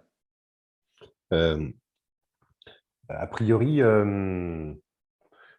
soit on a une pensée un peu positive, et auquel cas, on croit encore à certaines idées à certains portages et à certaines pensées politiques qui pourraient incarner cette chose-là, à condition qu'elles se saisissent de la question. Mais c'est là où moi je suis troublé, dans les idées politiques du moment, qu'il n'y ait pas véritablement, on va dire, de programme autour de cette chose-là. Pour information, on a recréé le commissaire au plan. Hein, voilà.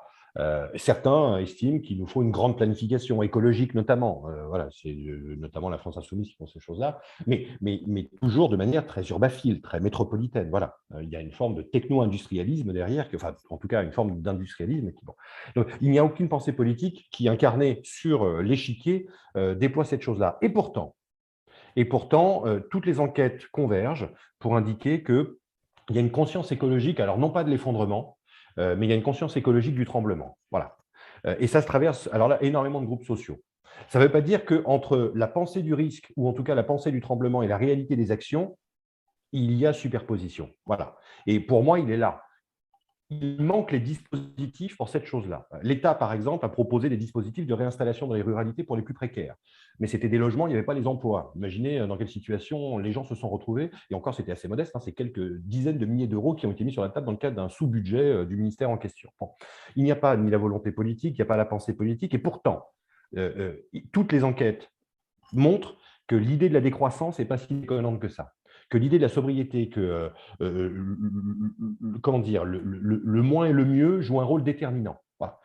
Ça va même de pair avec le désamour urbain dont on a parlé. Donc, moi, il me semble que les cognitions sociales, plus que les consciences, sont finalement plus engagées dans cette perspective-là que la réalité institutionnelle et des pensées politiques, qui sont pour moi des pensées, soyons clairs, hein, attachées à des intérêts économiques, voilà, des intérêts du capital. Bon. Du coup, comment arriver à trouver finalement un ajustement, ou en tout cas, là, moi, je ne vois pas d'autres possibilités, puisqu'on ne va pas attendre des années une offre politique qui ne viendra jamais. On ne va pas attendre des années des politiques de ménagement plutôt que d'aménagement. Bon. En fait, on est dans le temps historique hein, du capitalisme d'État, soyons clairs, et de la modernité, et de son méta-récit hein, derrière. Bon. Du coup, moi, je fais le pari, mais enfin le pari, je n'ai pas de pari à faire, mais il me semble que la question de l'effondrement, effectivement, va accélérer, que la pandémie a élucidé ou a fait prendre conscience que ça participait de quelque chose qui était inenvisageable et qui finalement est très concret et nous a bloqués et va continuer à nous bloquer. Donc voilà, les événements de l'effondrement vont jouer, à mon avis, un rôle déterminant. La question des catastrophes naturelles, la question du réchauffement climatique, voilà, la question des canicules va jouer un rôle déterminant. On parle même aujourd'hui dans les mouvements résidentiels de réfugiés climatiques depuis le littoral méditerranéen vers des régions qui seraient un peu plus tempérées dans leur température et qui bénéficieraient encore de quelques ressources en eau. Ça peut aller vite, hein, voilà. Et ces mouvements, alors ce n'est pas là non plus des millions de personnes, mais en tout cas, les agents immobiliers l'ont bien remarqué. Il y a des remontées qui sont en train de s'opérer. Moi, il me semble que, on va dire, ce pouls social-là, voilà, ce foisonnement, y compris du côté des initiatives, atteste peut-être d'une faisabilité, alors à moyen ou long terme. Tout le monde ne sera pas, bien évidemment, et là il y a une question de justice, traité de manière égalitaire, mais ça ne peut se faire sans à un moment donné débrancher, voilà. Sans, comment dire, oui, débrancher ou s'affranchir des cadres urbains et des dépendances métropolitaines. D'ailleurs, je termine juste par une précision. L'exode me semble un terme un peu exagéré. Voilà. En tout cas, dans l'histoire, il y a une vieille tradition de l'exode. Voilà, dans la mythologie, dans les religions, c'est pas neutre. Là, à mon avis, il faudrait mieux parler d'affranchissement et de débranchement progressif. Voilà, il y a des choses qui sont en train de s'opérer autour de ça. L'exode ne me semble pas rendre et faire justice au mouvement dont nous sommes en fait en train de parler. J'anticipais, mais en tout cas, oui, moi je suis entièrement aligné avec ce que tu viens de développer. Mais alors pour le coup, si tu es très critique, comme je le suis par ailleurs, sur le fait d'imaginer que ça puisse venir de l'État-nation et des institutions actuelles, de l'ordre établi tel qu'il existe aujourd'hui, quelle est l'ambition finalement, pour en revenir à l'actualité future de la semaine prochaine, quelle est l'ambition de cette interpellation publique des EGPU, de la Société écologique du post-urbain, par rapport aux politiques, par rapport aux ONG. Enfin, je sais que c'est le 25, donc la semaine prochaine. Tu souhaites comme ça poser 5 questions, peut-être qu'on peut les préciser ce soir. Quelles sont tes attentes par rapport à ces 5 questions et qui penses-tu que tu auras en face de toi pour les poser? Alors, sur qui on aura, maintenant on commence à avoir une petite idée. Et c'est assez marrant. Bon, les équipes de campagne, 4 ou 5 seront représentées, des ONG, 3, des fondations, 4, des organisations multiples et variées. Il devrait y avoir entre 25 et 30 représentants de mouvances multiples. Bon, autour de l'écologie, autour de la transformation sociale, autour de la justice, etc. Bon. Donc pour l'instant, ça fait son office. On verra s'ils ont annoncé leur présence. On verra s'ils viendront, parce que c'est bien annoncé, mais dans un calendrier électoral et un agenda un peu surpeuplé. Bon. Les 5 questions renvoient à l'artificialisation, à l'aménagement, à la tolérance d'autres formes de logement que le tout béton, etc., renvoient à la relocalisation d'un certain nombre d'activités, renvoient à des démocraties directes d'échelle communale avec du municipalisme qui pourrait se jouer derrière. Voilà les types de sujets qu'on veut évoquer avec eux. Donc, c'est relocaliser, déconcentrer, décentraliser, décroître. C'est les termes un peu structurants. Bon. Moi, j'en attends pas grand-chose, je te le dis franchement, si ce n'est, là, il y a quelque chose qui, moi, me fait mal. Voilà. Alors, je ne vais pas vous exposer mon trauma à 20h42, parce que c'est ni le moment, ce n'est pas un trauma. C'est qu'en fait, cette idée de la désurbanisation, de la décroissance urbaine et de la démétropolisation, aujourd'hui, est portée par des pensées politiques qui sont des pensées identitaires. Voilà. Et ça, je trouve ça, non pas parce que ça serait des pensées identitaires, je ne cherche pas à les juger, même si ce n'est pas ma manière de penser et surtout pas ma culture politique. Mais on est arrivé à un point où c'est une option de plus en plus désirée. C'est une réalité de plus en plus tangible. Et on a effectivement des pensées politiques qui regardent encore sous le lampadaire, voilà, comme à la grande époque, là où c'est éclairé. C'est problématique, c'est excessivement problématique. Donc, du coup, moi, j'en attends quoi? C'est assez drôle parce qu'il y a un parti, je ne vais pas le citer, qui va nous envoyer le responsable de l'équipe de campagne en charge de la ruralité, lorsque une autre équipe de campagne va nous envoyer le responsable de l'équipe de campagne en charge du logement social. Eh ben, on va commencer à discuter, les cocos. Ça veut dire qu'ils ne savent même pas. La question de décroître l'urbain est tellement un défi à l'entendement que certains vont nous dire ah bah, c'est les services publics dans les ruralités éloignées, lorsque l'autre va nous dire ah ben non, c'est les 400 000 logements sociaux qu'il nous faut construire dans les 5 ans. Bon, voilà, il y a quelque chose qui est un peu inattendu, mais j'ai l'impression quand même que pandémie, confinement, exode à bas bruit, même si le terme n'est pas forcément bien choisi, il y a des partis qui commencent à se positionner sur la question de la grosseur, de la grandeur urbaine, de quelque chose qui serait économiquement et sociologiquement, on l'a vu, par des phénomènes de ségrégation excluants et évinçants, et d'un point de vue écologique qui commence vraiment à susciter des départs. Notamment, je pense à la ville de Paris, puisqu'en l'occurrence, on aura quelques représentants aussi. Bon. Donc, moi, si ce n'est collectivement avec les organisations des États généraux, fertiliser la pensée politique de quelques idées et dire, c'est comment dire, c'est peut-être une pensée entre guillemets révolutionnaire que d'imaginer que les villes meurent aussi, elles ne sont pas de toute éternité. Voilà, l'épopée des villes, c'est un temps historique long. Et de toute façon, il ne s'agit pas de détruire les villes, mais de trouver des tailles d'installations humaines qui soient décentes pour le vivant. C'est peut-être pas si déconnant que d'envisager une autre géographie, mais à condition du coup de nous entendre fondamentalement sur les coordonnées d'entrée du problème, sur les clés qu'il nous faut, d'où les 5 questions et les 5 thèmes, et on verra si ça prendra. Voilà. Moi, je suis d'une vieille culture anard, donc je n'y crois pas plus que ça. Mais par contre, je sens bien que derrière les équipes de campagne et les partis, il y a des militants et aussi des pensées sociales qui commencent à s'ouvrir au sujet. Donc, si ça peut être une caisse de résonance et un moment particulier, eh ben, voilà, d'autres ont proposé, moi je les suis bien volontiers et on verra comment ça va se passer. C'est une réponse de Normand que j'ai fait là. Non, non, mais merci. Merci à toi. Moi, je précise, je l'ai partagé dans la discussion aujourd'hui de notre échange tout en haut, qu'il y avait donc le site web dédié à la Société écologique du post-urbain, donc www.post-urbain.org. Donc vous pouvez aller voir justement un certain nombre d'écrits déjà qui ont été le fruit de nos échanges passés, notamment à NED donc, en octobre 2021, le manifeste, mais également là, voilà, justement cette interpellation publique sur cette question clé de décroître l'urbain. Vous la retrouvez en ligne sur le site. Donc ça, j'invite tous les participants participantes et les participants à y aller. Peut-être une dernière question, Guillaume, qui elle, est clé à la fois dans tes réflexions, dans les nôtres. C'est celle de la politique, justement, de la démocratie. Tu parles d'autonomie radicale depuis tout à l'heure.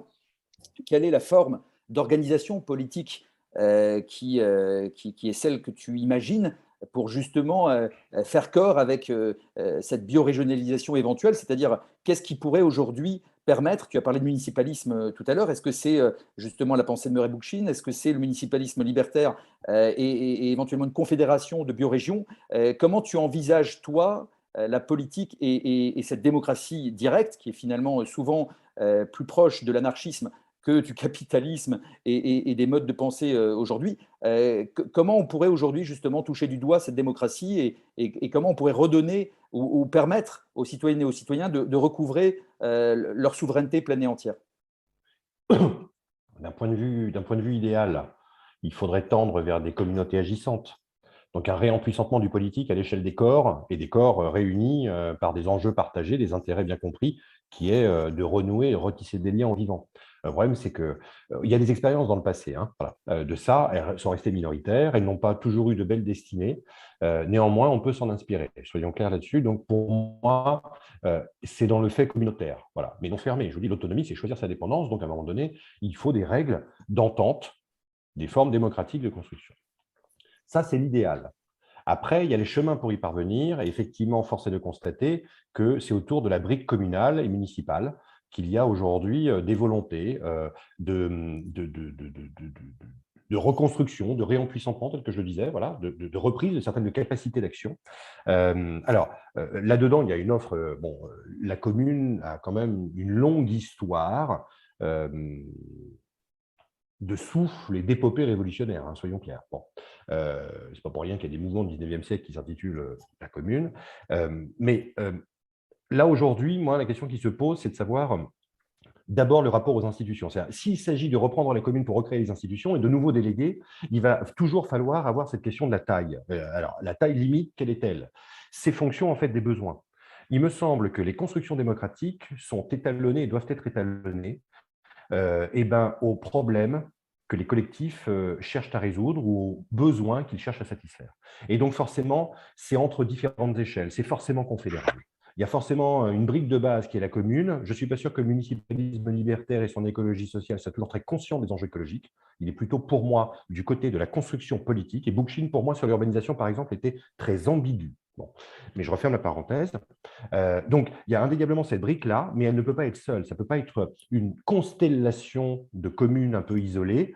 C'est forcément ce que le Chiapas fait à 3 étages et selon des modalités, avec des systèmes de régulation, des vases communicants, des représentants. Et on monte en échelle, alors jusqu'à une échelle qui n'est pas la méga-région telle qu'on la connaît nous en France, qui est caractérisée de régionale, mais qui est régionale au sens écosystémique et écologique du terme, d'où les biorégions dont nous parlons, qui pourrait être l'espace confédéral le plus élevé, pour des problèmes qui, en fait, sont des problèmes que nous ne pouvons régler qu'à cette échelle-là, fondamentalement. La question de la santé, la question de l'éducation, la question de la défense, le cas échéant, il ne s'agit pas de retisser des frontières et, je vous dis, monter les barbelés, mais néanmoins, à un moment donné, c'est des questions qui vont se poser, alors qu'à l'échelle micro-locale et je dirais infracommunale, la question de l'alimentation, la question de l'énergie, la question du logement. Voilà, à mon avis, il y a plusieurs strates à rendre interdépendantes et surtout, soyons clairs, qui partent toujours des mandats du bas, fondamentalement, avec des représentants. Et là, ce que le Chiapas a fait, pour moi, est tout à fait remarquable. Donc, c'est d'une inspiration évidente au Mexique, voilà. Je vous renvoie à ce que Jérôme Bachet décrit allègrement et magistralement. Là, pour moi, il y a une construction du politique qui est une inspiration très, très vive. Donc, c'est une démocratie directe, c'est forcément des collectifs et des communautés avec des responsabilités qui ne sont pas ad vitam aeternam. On a là une construction du politique qui est non pas celle de la délégation, mais celle de l'engagement direct, sur une somme d'actions, de besoins, de nécessités, de savoir, de culture, qui sont en effet quasi permanentes. Voilà. Ça, c'est… alors, l'Eurojava, pour une des remarques, là, c'est Carmen qui disait ça dans le chat. Je ne sais pas pour faire le lien avec le chat, mais parce que je le vois apparaître, c'est juste celui-ci que j'ai vu. Oui, l'Eurojava, indéniablement, a été aussi et est une inspiration. chose, c'est que aujourd'hui, c'est dans un cadre quand même très particulier, voilà, que cette chose-là est advenue avec des nécessités, avec des besoins qui me semblent, comment dire, pas toujours totalement représentatifs de la manière sur une base des besoins, nous pourrions échafauder ce que serait non pas une architecture figée, mais vraiment un agencement politique remontant, démocratique, depuis une brique qui serait celle municipale. Mais indéniablement, au Rojava, les femmes jouent un rôle tout à fait déterminant et donc il y a une inspiration tout à fait étroite dont il faut absolument se nourrir. Voilà. Mais je parle en termes de structure politique. Il me semble que le CIAPAS est peut-être plus avancé, c'est pas être en avance, mais offre quelque chose qui aurait une globalité, si ce n'est une totalité. Mais effectivement, hein, il y a des influences multiples et variées. Je crois sincèrement que il ne peut y avoir d'agencement vertueux que si on est au clair sur l'écologie. C'est le reproche que je fais au municipalisme libertaire et à l'écologie sociale. Pour moi, je ne vois pas toujours les desseins écologiques qui sont poursuivis par le réagencement municipaliste. Donc, il nous faut partir de la question de la limite, des systèmes de besoins, des tris qu'on doit opérer, des renoncements, pour reprendre les termes d'adaptation radicale. Et là, ce sont des écologies politiques, en fait, qui vont se nouer. Voilà. Mais en fait, il n'y a pas de recette miracle, il n'y a pas de modèle à imposer. La biorégion pourrait être le périmètre confédéral le plus ample. La brique municipale pourrait être, à l'échelle des communautés de vie, l'unité première de l'investissement dans l'engagement à partir des ressources de vie et des nécessités de vie. Et cette chose-là peut tout à fait, moyennant des systèmes et des organisations et de régulation qui peuvent tolérer de la délégation sans pour autant se remettre à des institutions trop éloignées des formes de vie et des espaces de vie. Moi, aujourd'hui, il y a plusieurs influences qui me semblent dessiner et donner un peu le là. Voilà. Donc, une démocratie d'en bas, directe, une puissance des affects. Voilà. Remettre les corps dans leur écologie. Moi, ça me semble aujourd'hui peut-être ce qui manque à certaines propositions que je vois circuler. Ok, merci Guillaume. Bah, écoute, c'est parfait comme conclusion de ce temps d'échange qui a été très agréable tous les deux. J'espère qu'il a été apprécié également par les participantes et les participants. Et le Rojava et le Chiapas, ce sont aussi deux inspirations fortes pour moi et pour l'archipel du vivant. Et j'espère que la semaine prochaine, on évoquera ensemble sur ces 2 jours consacrés à ce séminaire sur les biorégions, sur les initiatives en France, puisque nous avons l'intention avec Guillaume de faire bouger aussi les lignes sur notre territoire pour qu'il y ait d'autres sources d'inspiration demain qui soient un peu plus françaises que les exemples cités. Mais du coup, je redonne la parole à Thierry pour la suite et les questions. Oui, merci Jean-Christophe et merci Guillaume. C'était tout à fait passionnant de t'entendre nous parler un petit peu de la puissance de cet imaginaire de l'urbain. Et du coup, on a un certain nombre de questions qui se posent et je propose qu'on donne la parole aux personnes qui ont posé les questions dans le chat. Il y avait une question en particulier que j'ai notée de Pauline qui s'interrogeait par rapport à ce que tu évoquais sur en fait le rapport qu'il y avait entre la ville, la politique, l'économie par rapport à notre situation et en se demandant, mais elle le formulera sans doute mieux que moi, si la ville et la manière dont les institutions se sont composées ne sont pas plutôt une conséquence par rapport à un développement historique. Mais Pauline, j'ai peut-être mal compris ta question, je vais te donner la parole ou tu peux la prendre, voilà, tu peux mettre ton micro. Je te laisse la parole, Pauline. Oui, enfin, sur le deuxième point, ce que vous avez développé, Guillaume, de qu'est-ce que ce serait la solution pour passer à autre chose que l'urbain, parce que l'urbain est partout. Du coup, en fait, ce que vous avez exposé, ça me fait plutôt aller dans le sens de me dire que la ville, c'est pas une cause des problématiques de notre monde, c'est plutôt une conséquence. Alors, une conséquence de quoi? De la nature humaine, de je ne sais quoi. Voilà, c'était un peu ça la réflexion. Et du coup, j'avais envie de savoir où vous placiez vraiment la cause profonde de l'existence, par exemple, même des villes ou de l'urbain. Petite question de fin de journée. C'est excessivement compliqué pour lui. Moi, je renvoie notamment à ce que James Scott a pu écrire sur la révolution néolithique, donc Homo domesticus, c'est un de ses ouvrages. Voilà. La domestication du vivant joue un rôle tout à fait déterminant. Et cette domestication, la nécessité de l'altérité, la nécessité du regroupement, la sédentarité, il y avait énormément de collectifs chez les chasseurs-cueilleurs. On est en train, l'archéologie est en train de travailler ce qui préexistait, hein, cette révolution néolithique, en termes de manière d'être, de système de comportement, de rapport à l'activité. Qu'est-ce qui nous a poussé, finalement, qu'est-ce qui a poussé à la révolution néolithique et à la sédentarisation? Fondamentalement, la question de la reproduction, la question de la fécondité. Voilà. Les villes ont été le lieu par le regroupement où voilà, des démographies ont commencé à se déployer, à se développer. Donc ça puise effectivement, non pas dans une nature humaine, moi j'y crois pas plus que ça, mais ça puise dans une évolution de l'altérité, du rapport à autrui, fondamentalement. La question est de savoir, il y a eu de nécessité comme regroupement, historiquement. Soyons clairs, sur le temps long de l'histoire, les niveaux de peuplement des villes ont pu par moments être surdimensionnés, mais assez rarissimes dans l'état de nos géographies. Il faut attendre les 2 derniers siècles pour que l'urbain devienne ce lieu d'agglomération, de polarisation et de concentration. Donc il ne s'agirait pas, à mon avis, de remettre en cause l'acte originel, c'est-à-dire de proposer de revenir à être tous des chasseurs-cueilleurs, quoique, mais néanmoins. On peut tout à fait considérer que c'est l'évolution, non pas naturelle, mais une évolution de l'humanité, prendre acte de cette réalité-là, mais simplement poser aujourd'hui la question de pourquoi continuons-nous à nous concentrer, à nous polariser dans les villes. Donc, plus que sincèrement la conséquence, la ville, comme vous le dites, il y a quand même une cause fondamentale, c'est que pour le coup, sur les 2 derniers siècles, la ville est devenue la médiation fétichisée du capital. Voilà. C'est là où l'économique et le politique trouvent à particulièrement se réaliser. Donc, ce n'est pas un sol inerte, la ville, c'est un creuset.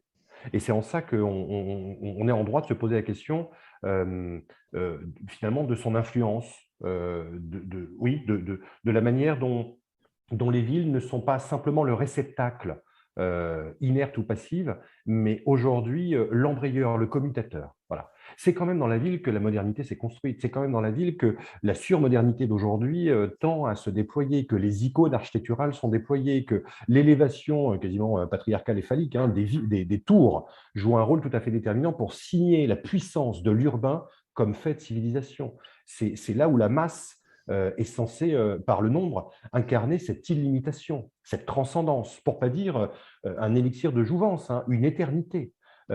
Et ça, c'est la ville est plus que le réceptacle passif, est véritablement le commutateur de cette réalité-là. Donc, il me semble que la ville est plus active sur les 2 ou 3 derniers siècles que simplement la conséquence un peu négative. Voilà. C'est en ça d'ailleurs qu'on peut faire de la ville, du coup, soit un épouvantail duquel il faudrait partir, mais pour certains, un moyen éventuellement de changer la donne. Voilà. Moi, j'y crois pas plus que ça. Les toitures végétalisées, les épiceries solidaires, voilà, les cantines bio, certes nécessaires, mais le tout vélo, toutes ces choses-là me semblent excessivement limitées. Toutes les politiques métropolitaines ne parviendront pas fondamentalement à inverser la tendance. Mais je comprends que certains puissent y croire, puisque la ville est aussi un levier d'action. Et je crois que c'est ça qui la rend active encore dans nos esprits. C'est par ce politique-là. Je suis un peu long dans ma réponse, je suis désolé. Non, non, pas du tout. Merci beaucoup. Nous avons maintenant une question de Carmen. Carmen, si tu veux bien la poser, concernant la bifurcation écologique et puis le côté un peu urgent de la situation dans laquelle nous sommes. Carmen, si tu veux bien. Oui, voilà, il fallait que je mette mon micro. Oui, je vais mettre ma caméra aussi quand même. Voilà. Bonjour. Bonsoir. Oui, en fait, moi, la question que je me pose, c'est qu'effectivement, on sait qu'on n'a plus beaucoup de temps. Enfin, on sait même qu'il est déjà trop tard pour beaucoup de choses. Mais enfin, si on veut essayer quand même de faire quelque chose, il faut se dépêcher, quoi. Et du coup, la civilisation dans laquelle on est, elle est quand même assez résiliente, en fait, je pense. Elle va peut-être s'effondrer à un certain moment, mais moi, je pense qu'elle va peut-être pas s'effondrer si vite que ça. En tout cas, il va rester quand même des pouvoirs en place, je pense, qui vont accaparer tous les pouvoirs, justement.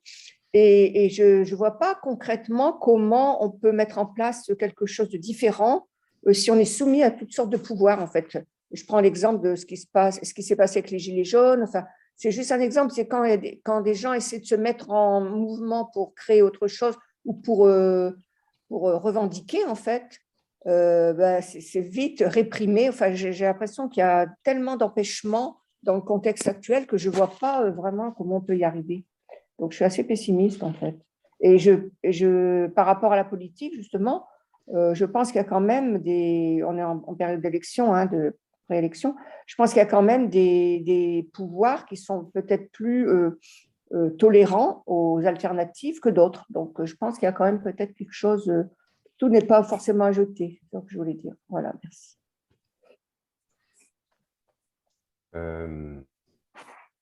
Après, à quel pouvoir vous faites référence, Carmen, en disant que tout n'est pas à jeter? Je parle du gouvernement, enfin des gens qui nous gouvernent, ceux qui nous représentent apparemment, qui disent nous représenter, ceux qui ont tous les pouvoirs actuellement, qui ont la police, l'armée, enfin tous les leviers en fait, qui font les lois, enfin tous ceux qui gouvernent.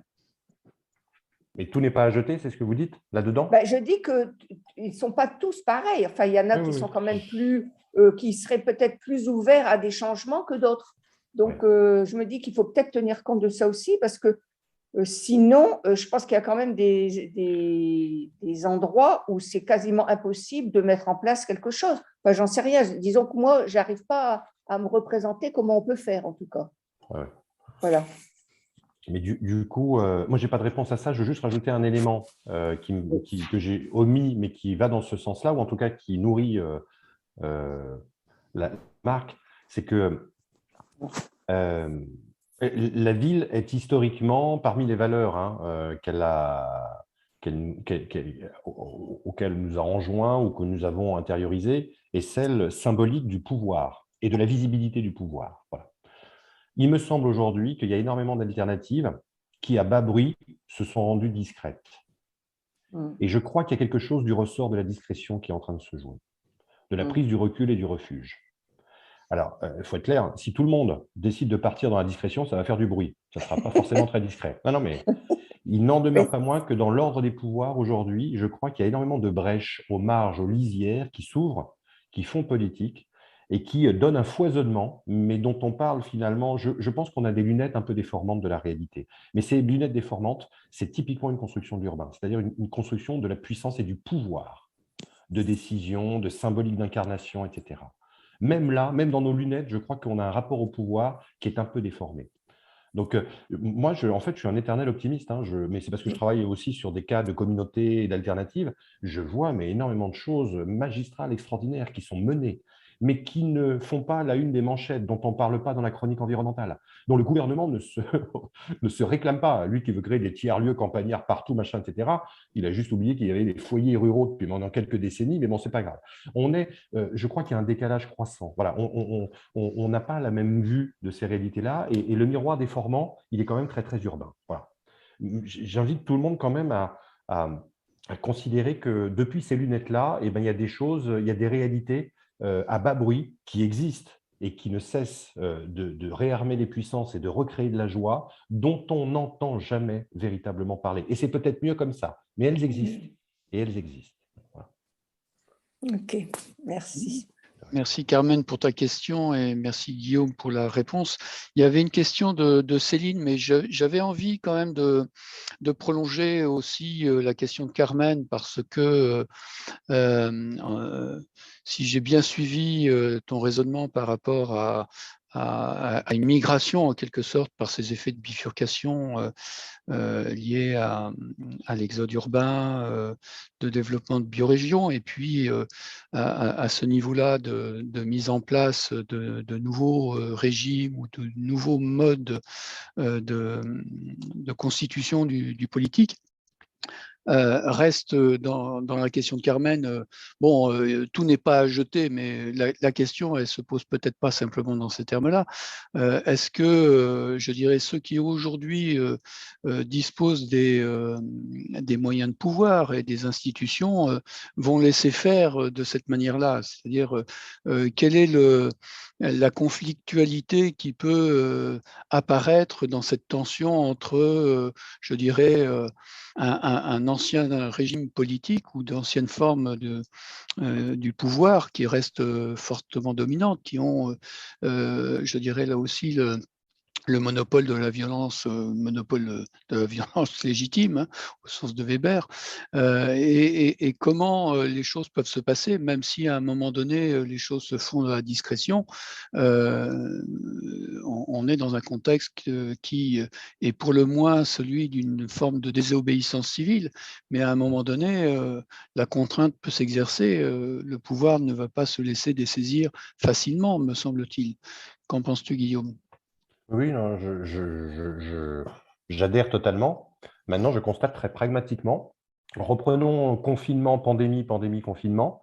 Les nouvelles biopolitiques qui sont imposées à nous par les pouvoirs en place, hein, voilà, la distance, le cantonnement, le confinement, etc., ont été des règles pour gérer les masses, en fait, fondamentalement. Donc les surdensités, donc les fortes concentrations. Et du coup, prenons exemple de ces moments-là, des règles qui ont été dictées, le fameux kilomètre autour du domicile dans lequel on pouvait tolérer une certaine liberté pour s'ébrouer, n'a jamais ou très peu été contrôlé dans les campagnes. Voilà. Alors qu'il était dans les espaces urbains surveillés et sursurveillés. Bon.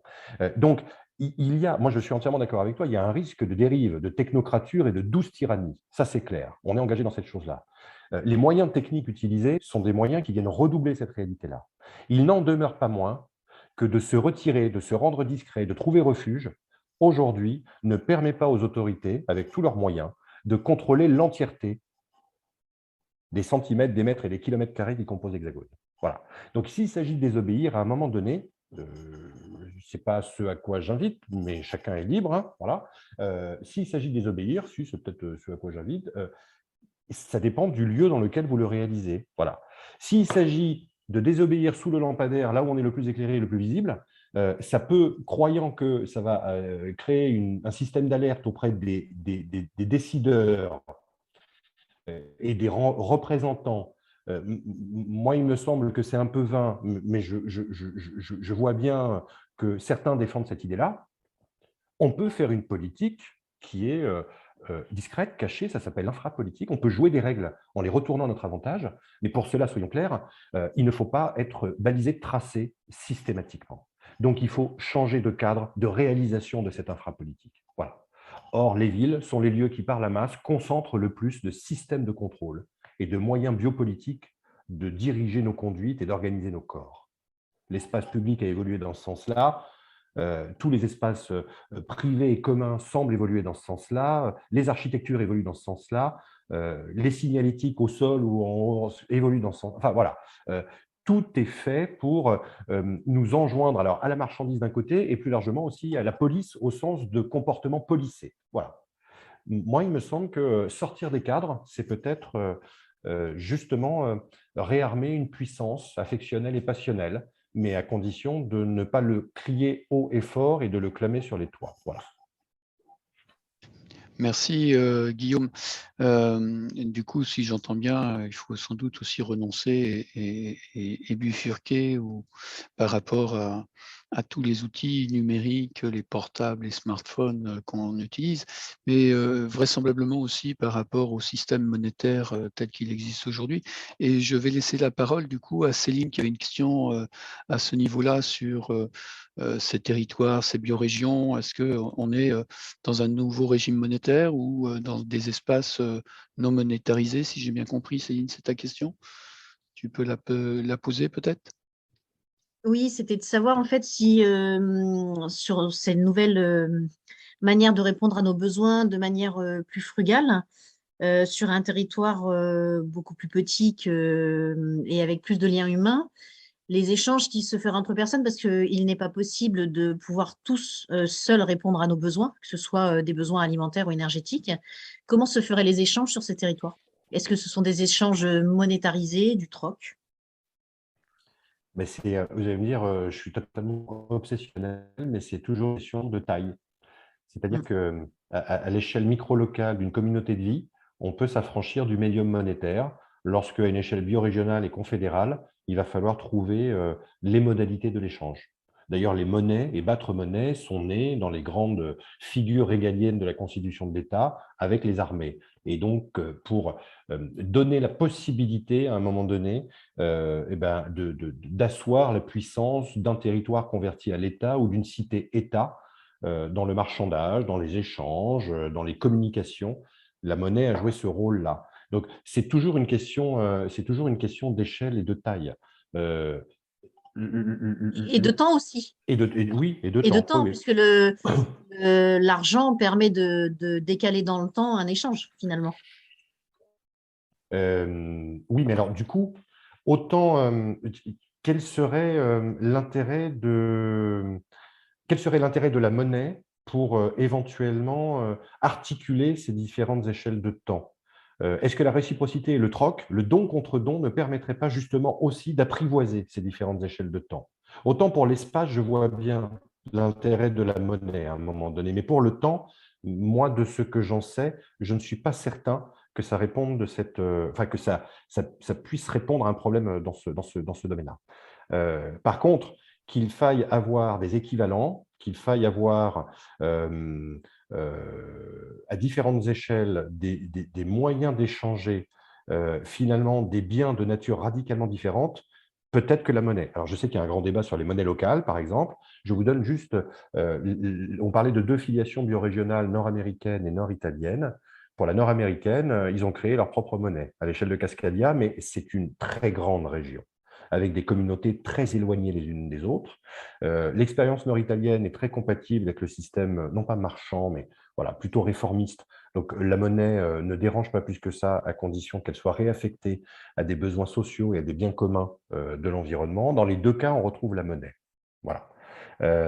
C'est une question d'échelle, puisque là aussi, Cascadia nord-américain, grande région, et les exemples nord-italiens, pour le coup, sont de plus petite échelle, ou de plus grande si vous êtes géographe, mais bon, plus réduite dans l'espace, mais néanmoins très liées à des politiques territoriales et à des process d'aménagement que les collègues nord-italiens veulent réorienter vers la soutenabilité ou la durabilité des territoires. Pour la frugalité et la sobriété, moi, je crois, à un moment donné, que c'est surtout une question d'échelle.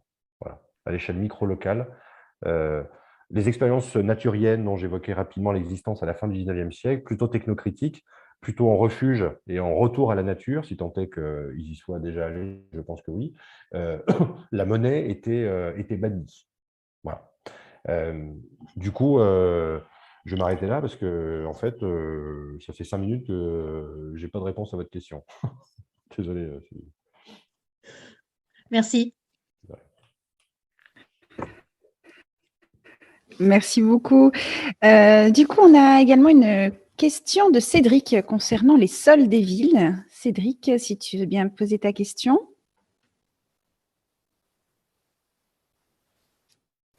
Je crois, Nadège, je crois que Cédric n'a pas de micro, donc il faut poser la question à sa place. Ah, eh bien, alors, donc la question, si j'espère être fidèle à la question de Cédric que j'avais notée, donc est-ce que les sols des villes sont particulièrement fertiles et devraient-ils être réparés?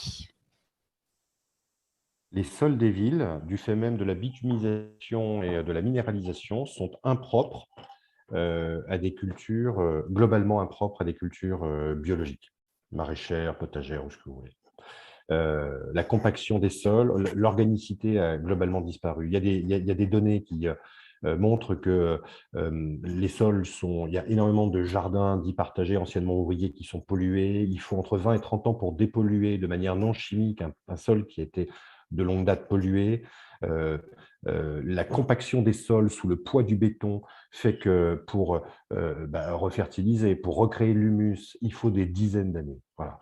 C'est en ça que c'est une illusion d'optique, c'est une fabulation collective, c'est une billevesée de croire que dans les grandes villes historiquement minéralisées, asphaltées, bitumées, on puisse restaurer du sol nu et de la de la pleine terre à des fins alimentaires, nourricières. Voilà. Alors, vous trouverez toujours des exceptions à ça, soyons clairs, mais en grande majorité, c'est la situation qui est dorénavant constatée. Voilà. Et beaucoup, du coup, de collectivités territoriales déchantent un peu. Voilà. Et force est de constater que toutes les données semblent converger. Ce n'est pas une matière inerte, je ne vous apprends rien, et l'avoir maltraité des décennies, voire des siècles durant, voilà, ça ne se fait pas d'un claquement de doigts. Donc, je crois qu'il y a une question de temps qui se pose. Si on veut se donner les moyens, il va falloir prendre le temps, 20, 30 ou 40 ans. A-t-on ce temps-là? Moi, je ne fais que rebondir sur ce que je crois disait Carmen tout à l'heure. Le temps est un peu compté à un moment donné. Merci beaucoup. Effectivement, cette urgence, on la ressent et puis l'actualité nous la fait sentir aussi de manière un petit peu surprenante. On ne s'attendait pas tous à tout ça. Mais moi, une question que je me posais, que j'aimerais bien avoir ton avis là-dessus, c'est concernant la couverture médiatique. Alors, tu as un petit peu répondu sur le fait qu'il y avait pas mal de nouvelles organisations, de nouveaux mouvements qui se créaient, qui n'étaient pas dans le viseur, qui n'étaient pas relayés. Il y a question, moi, de la compétence et justement de savoir comment relayer ce qui se passe vraiment dans les campagnes, ces nouvelles façons d'habiter le monde, comment elles peuvent être relayées par des journalistes ou par des médias qui sont exclusivement citadins, urbains et qui ne sont que de passage, parce que je pense que justement, cette façon d'habiter, c'est quelque chose qui ne se voit pas forcément au premier coup d'œil. Est-ce que la couverture journalistique et médiatique de tous ces mouvements ne pose pas problème pour pouvoir pour faire de la publicité dans le bon sens du terme de tout ce qui existe? Est-ce qu'on n'a pas un problème avec ça? Si, on a un énorme problème moi, de là où je parle, donc ça n'est que modeste, mais je vois 90% de mes collègues universitaires défendre l'urbain métropolitain parce qu'ils y vivent, parce qu'ils y trouvent intérêt, parce que c'est, soyons clairs, une petite bourgeoisie intellectuelle, dont je fais partie très certainement, donc ce n'est pas si péjoratif que ça, en tout cas à ce moment-là de mon raisonnement, ça va le devenir sous peu. Et ce sont eux qui sont relayés majoritairement par des médias qui sont eux-mêmes très métropolitains et très urbains. Voilà. Ce sont des cibles privilégiées de toutes les activités que les villes et les métropoles ont développées et continuent de développer de manière concentrée. Mais je continue dans ma petite expérience. Cette histoire d'exode, dont je rappelle que le terme est peut-être inapproprié, a néanmoins fait bruisser dans quelques médias. Il y a même des médias qui se sont créés autour de ça. Je pense à Néo-Ruraux, des choses comme ça. Et en fait, le point de déclenchement, c'est lorsqu'un journaliste lui-même commence à se poser personnellement des questions et aller habiter ailleurs, en télétravaillant peut-être un peu. Et bien là, du coup, ce n'est pas égotique, on fonctionne toujours comme ça. Dès qu'on vit les choses très directement, on est amené, c'est ce que je disais tout à l'heure, on change de cadre, on change de pensée, on change de vision et on fait évoluer sa propre… Et là, on voit des médias qui commencent à relayer des expériences personnelles, mais de leur propre vie, en fait. Voilà. Ils relayent l'expérience de collègues qui ont décidé de débrancher et donc ils vont en faire reportage, etc., etc. Et c'est comme ça que cas un cas, certains médias s'ouvrent à cette chose-là. J'ai participé à un débat organisé par le Nouvel Obs il y a un mois de ça à Paris sur la question des ruralités et des urbanités en 2049. Le Nouvel Obs s'est posé la question et qui fait venir une journaliste du journal Elle qui a décidé d'aller emménager, de quitter Paris pour aller emménager très loin, remettre les mains dans la terre, se former à l'agriculture. C'est magnifique, sa trajectoire. Mais voilà, c'est ce qui a incité, enfin, ce n'est pas l'élément déclencheur, mais voilà la ressource dont le Nouvel Obs a usé pour pouvoir parler et poser la question des nouvelles ruralités, de l'urbanité à 2049, etc. Mais à 90%, on a des médias, et toute obédience confondue, qui sont métropolitains jusqu'au bout des doigts. Voilà. Et ça, c'est excessivement problématique. Surtout sur service public, je vous le dis franchement. Et c'est comme par hasard les lieux qui invitent allègrement des pensées urbaines, enfin des pensées urbaphiliques aussi, allègrement. Donc on a là quelque chose, voilà, une prophétie un peu autoréalisatrice par les mêmes connivences ou les mêmes affinités. Ce n'est pas les connivences, il n'y a pas de complot derrière ça, mais les mêmes affinités de vie, les mêmes formes de vie. Et ça renvoie quand même à une petite bourgeoisie urbaine qui trouve plaisir. Voilà, je ne dis pas intérêt, ce n'est pas mauvais, mais qui trouve plaisir. Bien. Merci beaucoup. On a Céline qui rajoute par rapport à ce propos, excuse-moi Thierry, qui dit que les journaux régionaux couvrent quelquefois justement ces alternatives et parce que justement ils sont un peu plus ancrés dans les territoires. Et du coup, je vais laisser la parole à Thierry pour conclure cet échange qui est vraiment passionnant et qui, je pense, j'espère, vous a apporté autant qu'à moi. Donc Thierry, je te laisse la parole. Merci Nadège. Thierry, Oui. excuse-moi, je peux me permettre de répondre à une petite question du chat ou pas, mais en 15 secondes. Bien sûr, Guillaume. Une question que tu as repérée et qu'on n'avait pas repérée, sans doute. Ben, en tout cas, je vois une question. Alors, j'ai un ordinateur qui trie ce qu'il a envie de trier. Hein, donc, moi, c'est celle qui apparaît sur selon vous, quel serait le nombre d'individus maximum minimum devrait-il y avoir dans une qui devrait y avoir dans une communauté? Et je tiens particulièrement à répondre mais rapidement à cette question-là, parce que pour faire lien avec ce qu'on disait avec Nadège, sur des médias bien installés, bien implantés dans les villes, donc des manières de penser qui seraient celles de l'illimité et de la grosseur, où on n'interroge pas la croissance, c'est troublant de voir que de différents horizons et de différentes périodes historiques, il y a une convergence dans nos contrées pour nos écosystèmes à effectivement considérer que la décence écologique, le niveau de peuplement qui serait le plus responsable écologiquement, se situe dans une fourchette de quelques dizaines jusqu'à 20-30 000 maximum habitants réunis dans un écosystème plus large. Voilà. Et ça vient de loin, hein, dans différents mouvements et de différentes manières de penser. Hein. D'un point de vue politique, Aristote disait que passer 30 000, c'était compliqué de faire communauté politique, mais c'était il y a fort longtemps. Les utopies urbaines du 19e siècle sont allées jusqu'à 20 ou 30 000 maximum. Lorsqu'elles se sont réalisées, ça a été un échec retentissant. Donc voilà, je suis conscient quand même de ce que je vous livre. Hein. Les villes en transition aujourd'hui, à 90%, sont des villes de moins de 10 000 habitants. Voilà. On a tout en fait qui semble converger. L'archéologie tropicale qui revisite les cités perdues t'aura montré qu'on était entre 3 et 5 000 maximum. Voilà, à différents moments de l'histoire, très éloignés ou assez proches, de différentes filiations, de la philosophie, de la géographie, de la sociologie, tendent à montrer que ça se situerait entre pour nos contrées, hein, voilà, avec nos manières et nos ressources, entre quelques dizaines jusqu'à 20-30 000 maximum. D'où d'ailleurs, et je terminerai là-dessus, le regain d'intérêt pour les petites villes aujourd'hui. Je crois qu'il y a quelque chose qui est en train de traverser les esprits et les groupes sociaux autour de la densité n'est pas apaisante pour les corps et n'est pas de belle vertu écologique. Je ne fais pas des débranchés, des exodés, je reprends le terme et je termine là-dessus, des utopistes, des idéalistes, des fins connaisseurs de l'écologie et de sa radicalité, mais il semblerait quand même qu'on retrouve encore aujourd'hui, par le désir de taille autre et de strates urbaines autres, on retrouve cette échelle-là de quelques dizaines à tout au plus 20, 25 ou 30 000 habitants. Voilà, je tenais juste à préciser parce que la question a été posée. Oui, merci Guillaume d'avoir précisé ces éléments-là. J'avais noté effectivement la question et tu avais apporté quelques éléments de réponse déjà en citant le chiffre de 10 000 à peu près pour qu'on soit dans une géographie compatible d'un point de vue écologique, mais sans doute aussi anthropologique, enfin reprenant les différents axes sur lesquels effectivement tes réponses aux questions de Jean-Christophe ont porté. Juste avant qu'on termine cette visio, cette rencontre, quelques points que j'ai notés, moi, qui ont ponctué un petit peu ma compréhension de notre échange. J'ai noté, mais en lisant aussi tes ouvrages, hein, le poids finalement de cet imaginaire de l'urbain et la nécessité et on en a parlé, tu en as parlé, de décoloniser cet imaginaire. Mais il me semble, puisque tu es revenu jusque très profondément dans l'histoire, au niveau du néolithique, c'était aussi un peu la question de Pauline.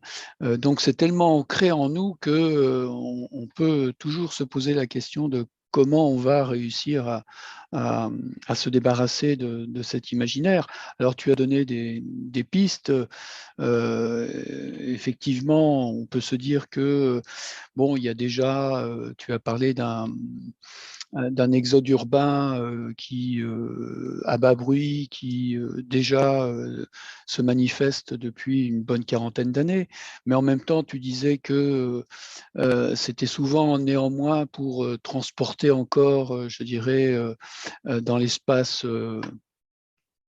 rural ou les plus petites villes, dans des espaces où il s'agit pour certaines franges de la population qui peuvent se le permettre à travers, je dirais, une double résidence, de respirer un peu sans lâcher totalement l'urbain. Ce qui peut ouvrir peut-être des espaces de dissonance cognitive. Et peut-être que c'est justement cette conscience à un moment donné de la dissonance cognitive qui peut faire basculer. Mais bon, j'ai un peu l'impression au terme de cette rencontre que tout ça, c'est une question de à quelle vitesse ça va se jouer par rapport à la vitesse à laquelle le système s'effondre. Et j'ai un peu l'impression que, enfin, c'est un petit peu ce qu'on raisonne au niveau de l'adaptation radicale, hein, c'est que vraisemblablement que l'effondrement ira encore un peu plus vite que l'enfoncement des villes ou des mégapoles dans la terre. Je pense que les mégapoles vont encore tenir un certain temps, même si elles s'enfoncent de quelques centimètres ou quelques dizaines de centimètres. Mais comme Carmen le disait, peut-être que l'effondrement va un peu plus vite. Et je reste sur cette interrogation qui a été posée de cet exode urbain dont on parle, même si le terme n'est pas forcément totalement approprié, qui est encore largement composé vraisemblablement d'une frange qui peut se le permettre, même si tu as distingué des franges peut-être de précaires, mais tout le monde ne peut pas faire je dirais, ce saut. Hein. Une frange aussi de jeunes qui renoncent finalement d'une certaine manière à l'espace urbain. Mais comme tu le notais toi-même dès le démarrage, le R du renoncement est peut-être pour nous humains une des choses les plus difficiles. Et j'imagine que pour les jeunes qui le font, c'est pas forcément sans arrachement, sans regret ou sans. Enfin, il y a plein de choses qui peuvent se passer là, à cet endroit.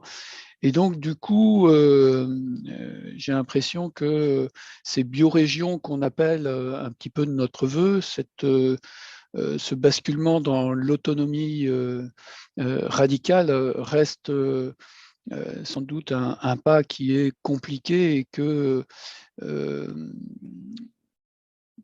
peut-être que ça ne pourra se faire que dans un moment avancé de ce processus d'effondrement et que ça reste compliqué à anticiper. Voilà un petit peu moi ce que je retenais par rapport à cette tentative peut-être un peu réductionniste de synthèse de ce qui a pu se jouer dans les échanges que tu as eus avec Jean-Christophe. Il y a peut-être un point sur lequel tu veux revenir, Guillaume, avant de laisser la parole pour terminer totalement à Nadège. Non, c'est juste pour aller dans ton sens, en une fraction de seconde, comment dire, ça va être compliqué. On est rentré, pour moi, dans une lutte des existences, hein, du fait même de la dévastation du vivant, soyons clairs. Ça va aller en s'accélérant. Et le seul souhait que l'on peut avoir, et à mon avis, c'est la seule solution, c'est que d'une manière ou d'une autre, nous arrivions à renouer préalablement avec le vivant, c'est-à-dire à refaire corps avec ce vivant-là. C'est la seule solution plausible et tangible pour trouver un équilibre non asymétrique, donc symétrique, entre les ressources de vie et l'humanité. Mais pour ça, effectivement, il y a une décolonisation assez générale de nos manières de nous considérer comme humanité. Il va falloir entrer dans l'effondrement, que certains moments un peu cathartiques, tels la pandémie et peut-être d'autres, incitent à des réflexions et accélèrent le processus. Moi, c'est le pari, en fait, ou en tout cas le souhait que j'en ai, parce que si on attend bien plus longtemps, ça va être dramatique pour la majorité de la population. Mais on ne peut pas faire autrement que retisser des liens vertueux avec nos écologies de vie. Voilà. Et du coup, ça pose la question de l'urbain là-dedans. Oui, alors je rebondis parce qu'effectivement, tout ça est très stimulant et je vois Nadège qui qui attend un petit peu pour conclure, mais j'ai quand même envie de prendre 2 minutes sur ce que tu viens de dire. Effectivement, il y a des moments d'accélération. La pandémie a été un moment d'accélération, mais on voit bien que sitôt que les choses se sont, entre guillemets, un peu calmées, tout le monde n'a de cesse que d'essayer de rattraper le temps perdu, en quelque sorte. Bon, même s'il y a des effets qui sont bien ancrés. On est là sur une nouvelle crise, entre guillemets, qui est celle de l'Ukraine, mais moi j'ai plutôt envie de penser en termes de domino russe. Hein. Il me semble que même si c'est une guerre, il y a des choses qui se passent à travers ça, qui viennent se rajouter à la situation mondiale de pandémie qu'on vient de connaître, avec des tensions fortes sur l'économie, les prix, l'accès à un certain nombre de ressources, qui mettent en avant les problématiques de résilience alimentaire. Enfin, il y a toutes les problématiques qui sont liées, je dirais, à l'anticipation, en quelque sorte, des récits d'effondrement semblent se mettre en place, là. Est-ce qu'on est avec cette guerre de l'Ukraine, dans un de ces moments d'accélération, d'après toi?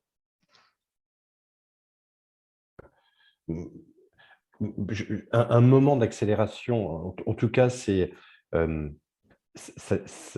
dévoile, ça déplie des choses qu'on avait indolemment intériorisées et desquelles nous ne nous interrogions pas. Voilà.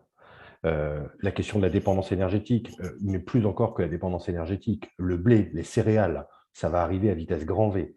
Pour moi, ce type d'événement, c'est pas ce que je souhaite, bien évidemment, mais entre la pandémie, cette chose-là, et d'autres à venir qui vont ne cesse de nous rappeler à un entendement de la réalité, quelque chose qu'on croyait inimaginable, impensable, et qui vont se réaliser, vont toutes converger, pour moi, autour de cette question de la relocalisation, de la déconcentration, du réempuissantement.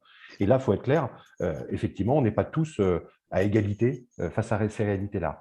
Mais il y a fort à parier qu'en dehors des cadres urbains, on va pouvoir se saisir des opportunités, on va pouvoir retourner la réalité peut-être à notre avantage. Que depuis les cadres urbains, où, je suis désolé, on nous a tout simplement arraché de la nature. On n'a plus de lien direct à ces choses-là. Donc, c'est peut-être aujourd'hui les urbains qui sont les plus en risque, en fait, par rapport à cette somme d'événements qui vont accélérer l'histoire de l'humanité, en fait. Voilà. Donc, c'est là où je ne suis pas en train de dire il y a les bons, les moins bons, il y a ceux qui ont l'avantage, ceux qui sont dans la situation à risque. Non, il faut penser à tout le monde, il faut n'abandonner personne. Mais force est de constater que c'est depuis les espaces urbanisés métropolisés qu'on est les moins adaptables pour la radicalité dont on parle. Voilà, on est les moins préparés, où on a le moins de ressources éventuelles pour pouvoir faire face à la somme des catastrophes qui vont ne cesser de s'accélérer. Bon, écoute, merci Guillaume pour cette conclusion, et je laisse la parole pour terminer à Nadège. À toi, Nadège.